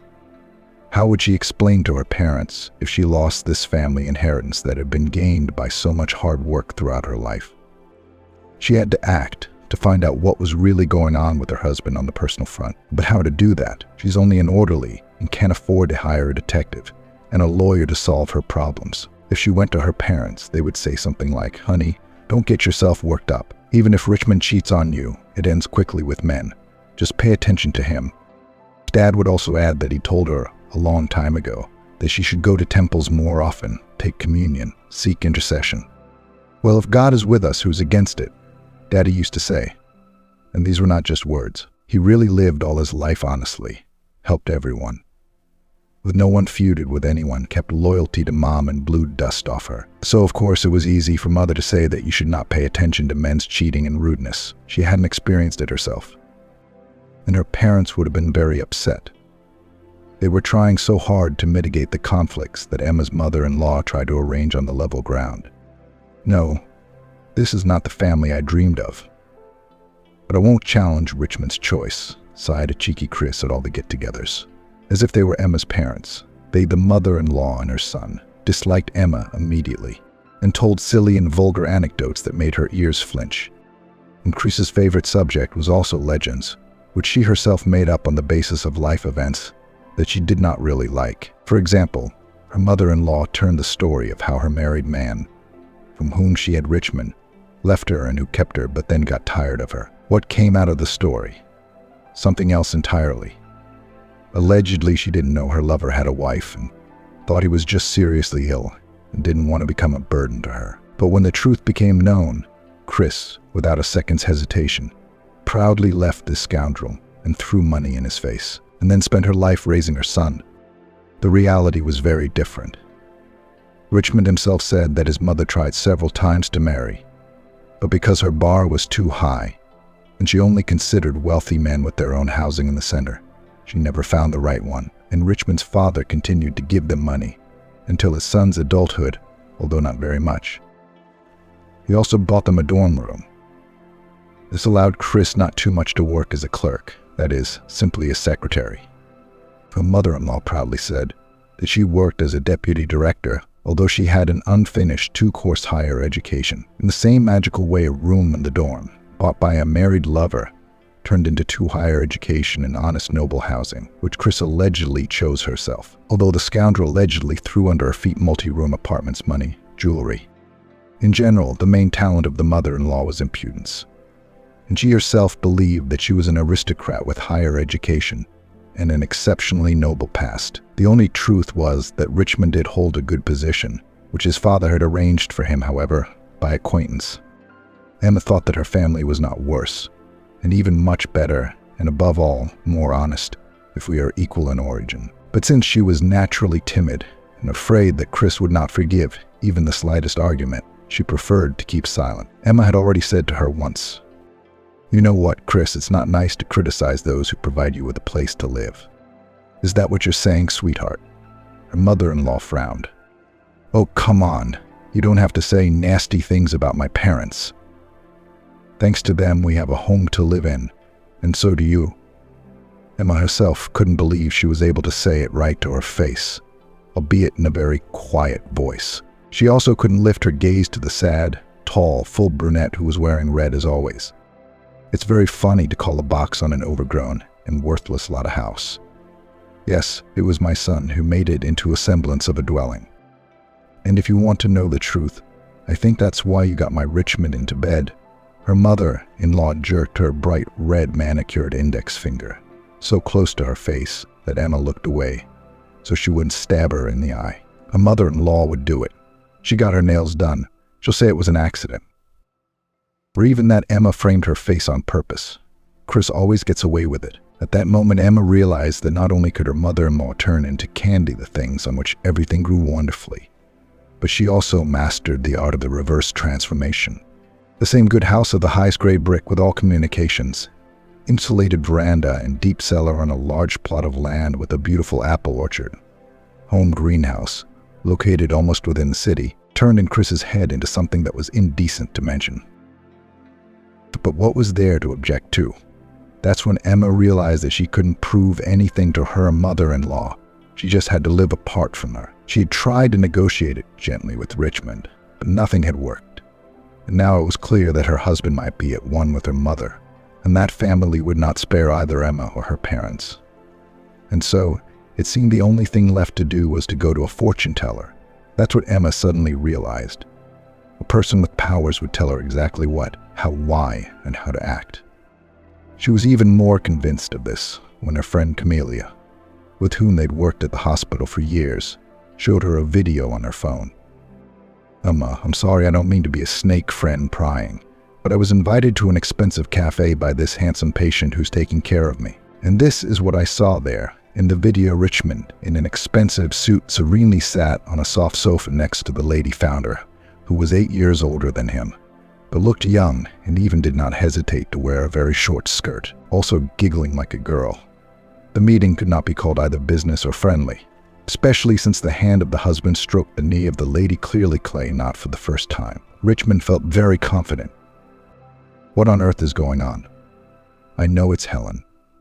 It's another wife of my husband's father's fathers. He asked for his son's promotion, and not only did she help, but she decided to still have an affair with his stepson. Ooh, how disgusting that I once fell in love with a man like that. He also lied about being in good standing, and that's why he was being promoted. And now it wasn't just a red flag anymore. It was a real disaster. What are you going to do? Camelia handed her friend a handkerchief, because she was sobbing so much that her own was no good. A fortune teller.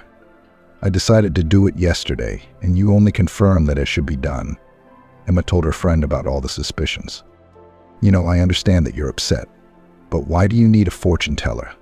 What can she do for you? They are all unhappy, crazy, or just frauds and take advantage of other people's grief. Think about it, Camelia advised, and offered to finish cleaning instead of her friend, so that she could go home early and rest. Emma clearly needed the strength to make a sensible decision. If things kept going at this rate, she'd give all the money to some strange ladies who'd make up that they were lifting a curse or a spell. Thank you, Camelia. You're a true friend. My father also thinks it's a mistake to get involved with them. They'll always cheat and get you into trouble, but I have no other choice. And don't do anything for me. I even rest more at work now than at home. I put my family on my neck, and now I'm afraid of losing my own house. Emma cried again. Camelia poured water, gave her a sedative, and insisted that she go home early. Not to her place, but to hers. We'll get some rest. I'll help you out. It's almost the end of your shift anyway, said Camelia. What will my husband think if I come home late? Emma asked in a low voice. He doesn't seem to think about you at all. I'm sorry, of course, Camelia sighed. Emma took the keys to her friend's apartment and decided that it would be safe to call fortune tellers, though no one had approved of her plan yet. But there was still hope that someone kind and clairvoyant would take her by the hand and pull her out of the stream of trouble where she had involved herself. "Why aren't we working?" The superintendent suddenly appeared in front of the women, as if he'd come out of the ground. "Ben, I'm sorry, Emma's in some personal trouble. She needs to speak to her husband urgently. She's about to finish her shift anyway, so I'll finish it for her." Camellia decided to take the heat. "And what happened to the husband?" "Got in an accident, died, cut off an arm, a leg." The chief's tone didn't bode well. "No, he's not dead yet, but it's very serious." Emma tried to object. "And here's the thing, my dear. Remember, I let you go early last month, and you promised to work. Well, today is the day. If you quit, I'll fire you. I'm extending your shift till 12, so you women should only be fighting with your husbands." The manager had a fight with his wife this morning, who was unhappy that he was late at work and came home drunk. So Emma came into his life at the worst possible time. "What kind of man are you, Ben?" Camellia tried to stand up for her friend again. She was about to tell the situation, but Emma stopped her. She said she would stay and work it off. When the boss left, Emma waited for his footsteps to die down and dialed her husband's phone. He was probably still sitting at the coffee shop she was going to stop by on her way out. Her husband's voice did come over the noise. "Richmond, hi. What's that noise you're hearing? Where are you?" With who, her voice was agitated. Emma had never spoken to him like that before, and he realized his wife was serious. "This time with the boss," honestly answered the husband. "And she's wearing a short purple skirt. And you're probably stroking her knee," Emma yelled. "Are you following me?" Her husband, judging by his voice, was not ashamed. Not even a little. "Richmond, I know you're cheating on me. Do you know who you are?" She screamed in desperation. She had to get out her long restrained emotions. "Well, if you know, then you should know." "Don't call me," Richmond cut her off and dropped the call. When Emma dialed again and again, she heard that the caller was unavailable. A mechanical voice recommended calling back later. "And I've already taken a sedative. That's why I had the strength to call," Emma said to herself. And then she worked frantically to regain her composure. She realized that her husband was not only thinking of divorce, but no longer considered her at all. Richmond was ready for this turn of events and did not regret the separation. That was why the mother-in-law had been so disorderly lately, and why there was no room in the house for his parents because of the fake renovations. Emma had already said goodbye. Only she did not know about it and continued to think that she was living a family life. On this day, her spouse simply didn't come home, and Chris said through gritted teeth, "As my Richmond has decided to give you one last chance. If you've had the sense to pretend nothing is going on, you'll be fine." Emma didn't answer her mother-in-law anything at all. Now these people, whom she had thought of, albeit ill-mannered, as family, had suddenly turned into insidious invaders of her life and property. "What's up? How are you doing?" Helen asked the next day, when they both had the day off. Her husband hadn't shown up. "I called 2 fortune tellers. They both refused, even though I offered a lot of money," Emma sighed. "Wow, I thought people like that would do anything to make money. What did you offer them? To put a curse on their husbands or splash them with swamp water?"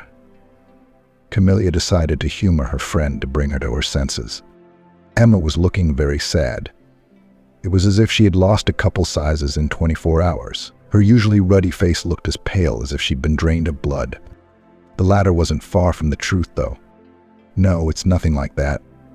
Emma didn't even smile, and Camellia realized it was bad. A friend said she'd said psychics to go to her husband's office and feel the energy of what was happening.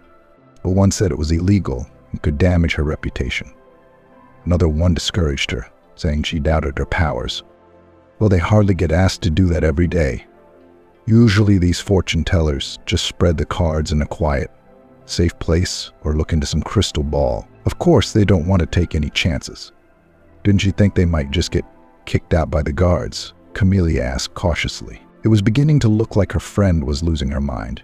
"Yes, but I was willing to pay good money. You could pretend to be a courier or a visitor," Emma sighed. But it seemed to her that if the clairvoyant was real, she must be near the subject. So was that what you could sense from a distance? Emma didn't believe it. That same week, fate itself seemed to hear her request. An elderly woman with a gift was admitted to the ward. "Don't worry about me. I don't think I'm going to make it," Nayeli said. "How do you know?" "You have to fight," Emma said. Even though she was still very young, she had learned that if patients hoped for the best, they had a better chance of recovery. "My mother has the gift of clairvoyance, but it didn't bring her happiness." Helen, Nai's daughter, smiled sadly and said that she and her mother had lived in poverty all their lives. Though it seems that Mom helped very rich people, gave them accurate predictions. "That's why I'm not going to use my gift. I just want to be a woman's happiness, to get married, have a child, and for my mom to live a long time. I just want to live like a normal, happy person." Apparently, our gift works in the opposite direction. It brings happiness to others and takes it away from us. "Maybe you're right, daughter.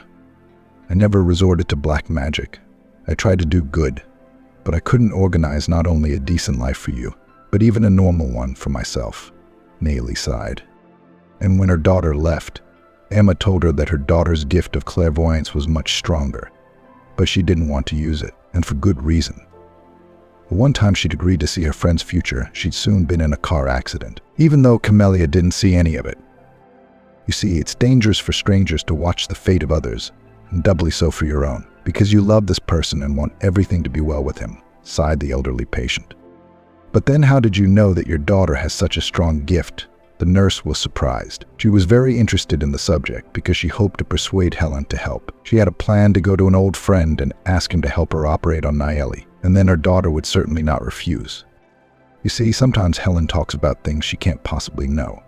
She just forgets where the future is and where the present is. Well, for example, 6 months before I got sick, she said I shouldn't worry and that Aiden would help me. "And I'll be treated at a paid clinic," the older woman said. Wow, she knew in advance that I would want to go to my old friend and even where he was working now. "It seems Helen will definitely be the one who can help," Emma rejoiced. It was as if she had seen the light at the end of the tunnel of her hopeless situation. It was impossible to think of such a thing.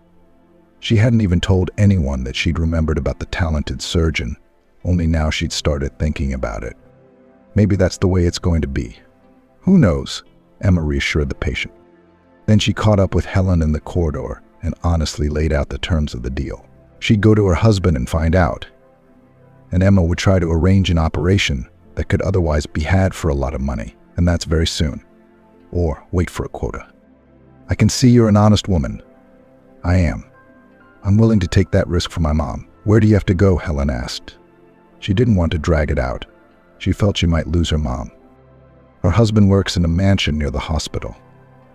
Emma said the name of the firm and showed a picture of Richmond on her phone so the fortune teller wouldn't get it wrong. The tall blonde with the athletic figure turned pale and even staggered. Emma had to sit her down in the hallway and then fetch her some water. "What's wrong?" she asked. "You see, Tony, my fiancé, works in this office and your husband is his boss. You see, you don't need to get involved. It's not a good sign." The woman trembled, and no matter how much Emma urged her to return, she walked away down the corridor at a brisk pace without turning around. Emma was at a loss. The lifeline had just appeared, and it was immediately taken away. Still, she called Aiden at the pay clinic. They hadn't seen each other in a while. She had to see if he still held the same reverence for her. "Okay, let's meet at the coffee shop near my work. If it's not a phone call," Aiden agreed. His voice was angry and disgruntled. He didn't seem at all happy to hear Emma. No wonder. It had been almost 10 years. Another illusion shattered. Of course, she hadn't counted on him still loving her, but she hoped that at least some good feelings remained. When they'd met, Aiden had immediately thought she'd decided to take him up on his long-standing offer and move to a fee-for-service clinic. More pay, less work, and you could study nursing at the same time. "No, Aiden, that's not what I'm talking about." She'd turned him down over the phone years ago when he'd called and suggested it. Her husband wouldn't have liked the fact that she'd have a long commute. Oh, and back then they had planned to have a baby right away. But who knew it wouldn't work out? What was the reason then, the doctor wondered. He wanted to finish this meeting quickly. After all, when he saw Emma, his heart had opened an old wound for him. Aiden had never been able to heal it. Maybe that's why things weren't going well with his wife. Kira was always mad at him for something. She'd like to spend time away from home. He talked her into adopting a boy from an orphanage. She never really wanted to take him in. She said this. I'm just trying to help you out, but I didn't promise to take care of Steve. I don't need that brat. I'll have my own. Hayden waited a long time for his wife to get pregnant. He hoped things would get better, but that never happened either. And recently he found Kira on birth control. She also started locking herself in the bathroom a lot and talking to someone in the evenings. When he asked what was wrong, she said she was talking to a friend. But he had the feeling that he suddenly realized that he had long ago become a stranger to her. He didn't know what to do. And then there was this Emma. However, 3 years ago, when Kira had left him for a while, he had called her himself. Hope flared up that it was still possible to jump into the last carriage of the departing train of love, but Emma replied that she was already married. So it didn't work out. Why now, when he's got enough on his plate? Emma deigned to show up. That's what went through his head. You see, there's this woman, Naomi. She's dying. She needs an operation in your line of work. So I thought I'd reach out to you for old time's sake. I thought you said you were available if I needed anything. She's blushing. It was awkward. The surgery was expensive, and Aiden would have to explain to his superiors why they'd taken the patient, or pay out of his own pocket, because even though it was cheaper for his own people, it was still very expensive. Emma, I'm sorry. You saved my life back then. If you hadn't noticed I was drowning and hadn't pumped me up, I'd be gone. But he hesitated, unsure of what to say. He had no idea how to organize and explain it all. His schedule is booked 6 months in advance. He's working his ass off as it is. I'm asking too much, aren't I? Emma's voice was tinged with pain. She apologized and was about to leave. Emma, I'm sorry. That's not what I meant. I just can't guarantee it's going to work out. Is it really that important to you? Aiden asked. It is. I promise I'll never go to you again. Emma looked at him pleadingly. Somehow he felt sorry that she would never offer to meet again, but he tried to hide his feelings. He asked her to email him all her details and didn't even ask her who she was. Thank you, Aiden. I thought you'd say no. I had no one to help me. You just saved me. Tears glistened in her eyes, and he was happy to have Emma in his life and hated her for it at the same time. The next day, Emma sent him all the papers. Aiden promised that he would get Naomi transferred to a fee-for-service clinic. Officially, he decided to pay for part of the treatment so he wouldn't have to hide anything from his superiors. Emma was told that the surgery would be free. She didn't know what to do now. The nurse was a kind woman. She didn't want to give an ultimatum to the daughter of a sick psychic. So she called and said that even though Helen refused to help her, she would still arrange treatment for her mom. Emma knew her noble gesture might not be appreciated, but she decided that if she could get the surgery arranged, then so be it. Really, you did. I've heard so much about this doctor. I mean, he's the most promising doctor of the younger generation right now. He's a shining light. Helen rejoiced and said she had to help Emma in this situation because it wasn't that much to ask, compared to Mom having a chance to survive. When all this was told to Naomi, the older woman was very surprised. Wow, it's a miracle. And I thought it was time for me to go. Old enough to hope for nothing, said Naomi. Mama, what are you talking about? You can't just think of yourself. It's a sin to refuse treatment. Helen persuaded her mother to agree. It was obvious that Naomi herself was glad that she was still on this earth. Although she said that there was nothing particularly good in her life, except the birth of her daughter. Just be careful, Helen. Don't let your feelings for Tony cloud your judgment, Naomi said and sighed. As the young women walked out, Emma asked Helen who her mother was talking about. It's my fiancé, who works under your husband.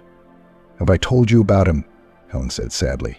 Her heart sensed something wrong. Still, the psychic kept her promise and went to the office the same day. She didn't need an excuse. She simply called it Tony, said she missed her, and would stop by for a quick lunch. Helen knew that Richmond always had a meeting on Mondays before lunch, so she had chosen that day. The calculation was simple. She would come early and say it was an accident. That way she'd see Richmond and fulfill her promise. Helen, what are you doing here so early? The meeting isn't over yet, and when the bride looked in on Tony, she saw his chief. But for some reason no information came to her at that moment. But when Tony touched her hand, she clearly realized that Richmond wanted to frame her lover and would carry out his plan very soon. Danger, danger. That was the only word stuck in her head now.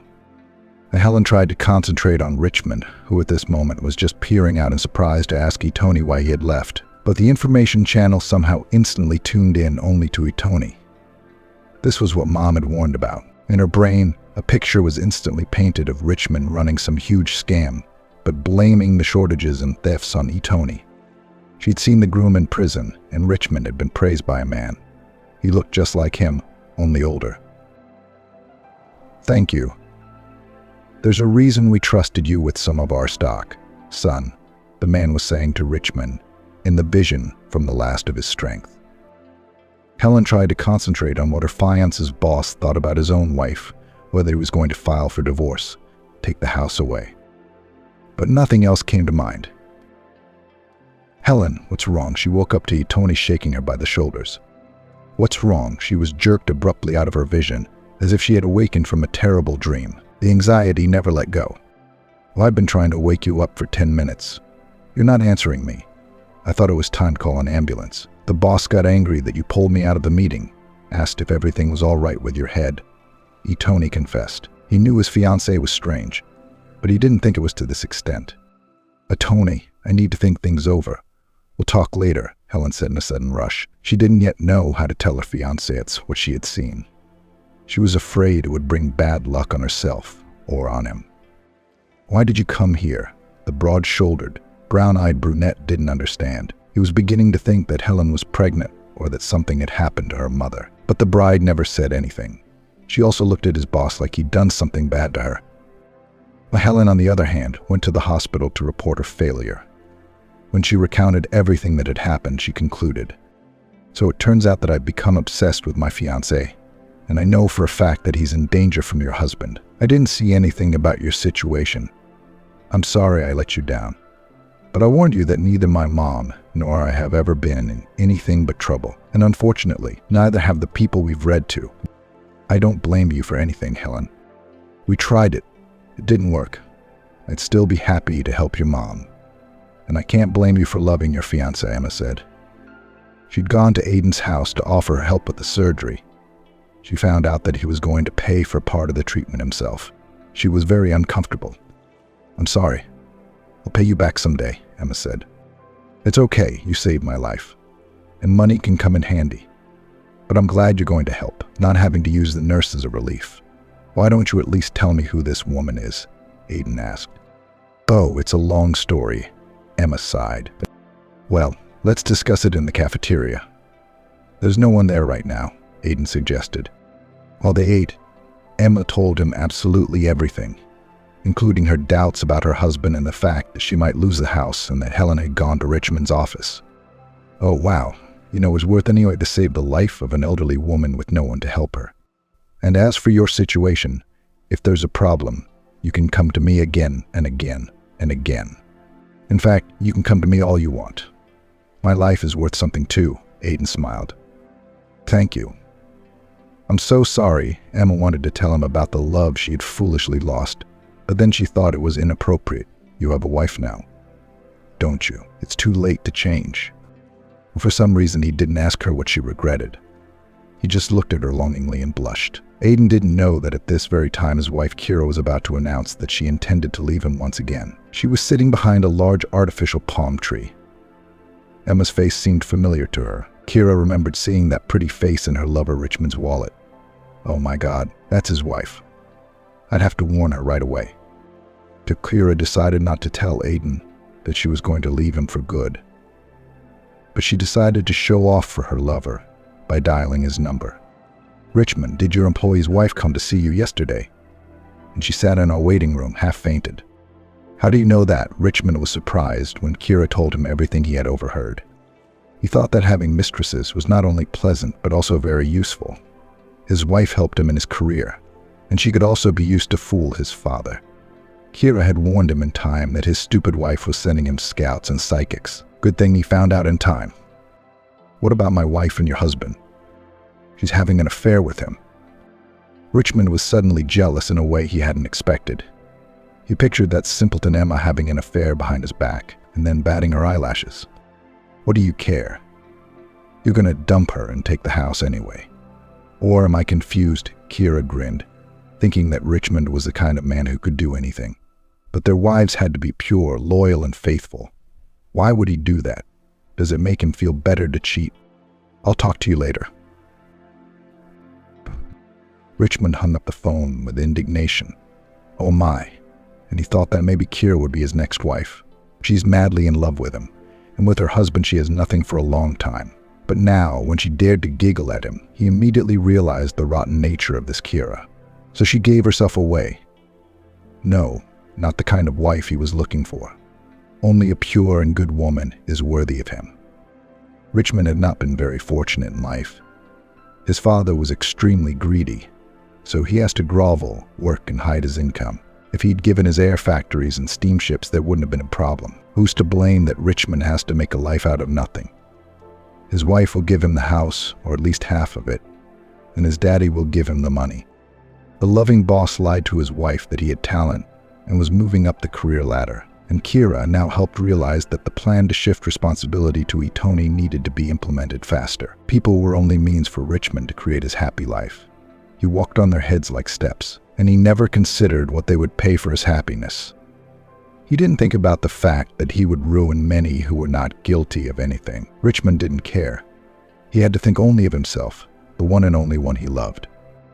Meanwhile, Helen was at home trying to convince Itoni that he should quit his job immediately. She had, of course, mentioned her gift in passing before, but Itoni thought it was just a woman's joke. She's making it up.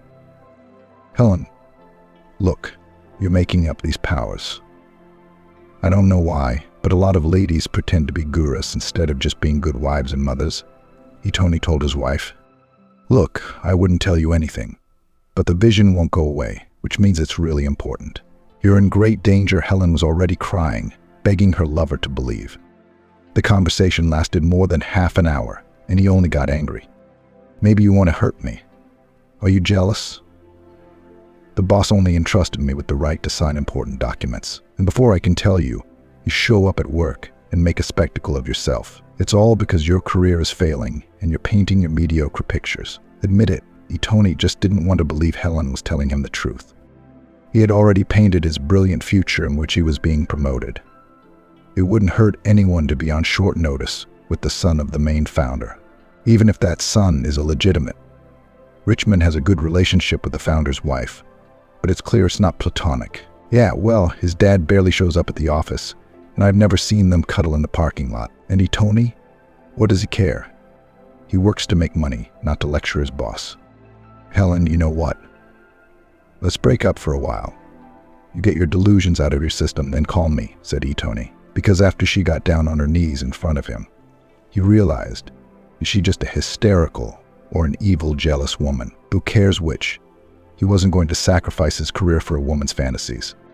Just a week later, Richmond took Itoni with him on a business trip, and early one morning a gunshot rang out from their hotel room. When the police arrived a few hours later, because they had to drive out of town to get there, they found traces of blood. And when they matched it to the mother through DNA analysis, they concluded that it was Richmond's. What's more, the boss's cell phone was under the bed, and he sent his wife and mother an alarming message, saying that his deputy was acting very strangely and seemed to be planning to kill him. What? Are you going to deny it? Or are you going to tell me where you hid the body? There's a lot of people missing at sea in the southern town. So the first thing the police suspected was that Itoni just took the body on a boat and drowned it. If that was true, he'd already been swept far out to sea, and nothing would be found. The only thing left to do was to get a confession from the killer. All the evidence said that the boss was never coming back. Look, I didn't do anything wrong. And you know my fiancé warned me. Itoni tried to tell about Helen's vision, but the investigator only grinned into his mustache and asked him to come up with a more convincing proof of innocence. Itoni was taken into custody. It became clear that he had little chance of getting out. And when the police found out that he had also signed papers that helped to pull off fraudulent schemes, they thought they had found a motive. Helen made a special trip to this town. She tried to explain to the police that Richmond couldn't be presumed dead. She was sure. Tricky Damonum. Look, get rid of your family of lunatics. I hope your fiancé goes away for a long time. What were you hoping for? Naive. Why don't you tell me if you helped the groom hide the money? That's the answer. We'll still prove that Tony is innocent, and I'll expose this crook, Helen tearfully shouted to the investigator. You know what's better than water? Here, subordinates often eliminate bosses, even just out of envy. So to speak, no one canceled the class hatred. If there's a lot of money involved, it's even harder to resist. Apparently your fiancé's a psychopath, and you didn't know him well, or your boss did some digging on him. Anyway, I'm sorry. The policeman felt bad that he had driven this desperate woman to more hysteria. Well, idealizing is in her blood. And she also made up that she has a gift. It's not like that's a crime. Clearly this lady is crazy about her fiancé, and love is notoriously blind, he thought. Helen returned home and told Emma that same day that there was nothing that could be done to help, and the situation was over. She feels that this Richmond is alive, but she can't prove anything. Helen, wait, don't jump to conclusions. This is very hard for me too. My mother-in-law accuses me of having something to do with her son's death. Like she was afraid he'd take the house away from me, and she even went to the trouble of calling the police and telling her side of the story, Emma said. Oh, it was my gift that brought the misfortune, Helen sobbed again. Then it's my fault. I just wanted to talk you into going to the office, Emma lamented. Wait, what if we put a nationwide ad out so that those who saw it could report it? Helen suddenly suggested. Oh, I don't think the police would agree to that, because they think my husband is dead, Emma said. Well, let's go to the press then. I have a friend from school who has connections. I think it would help, Helen said.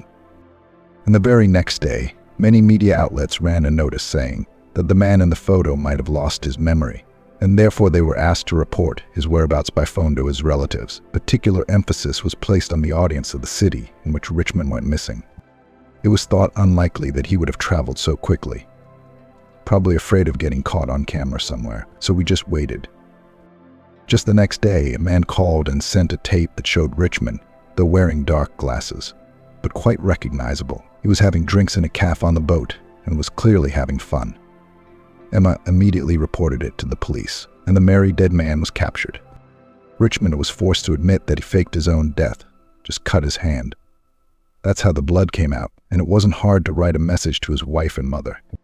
Yes, the lady was right, thoughtfully said the investigator, and after a short time let Tony go. Then he told his colleagues for a long time that nothing happens in life.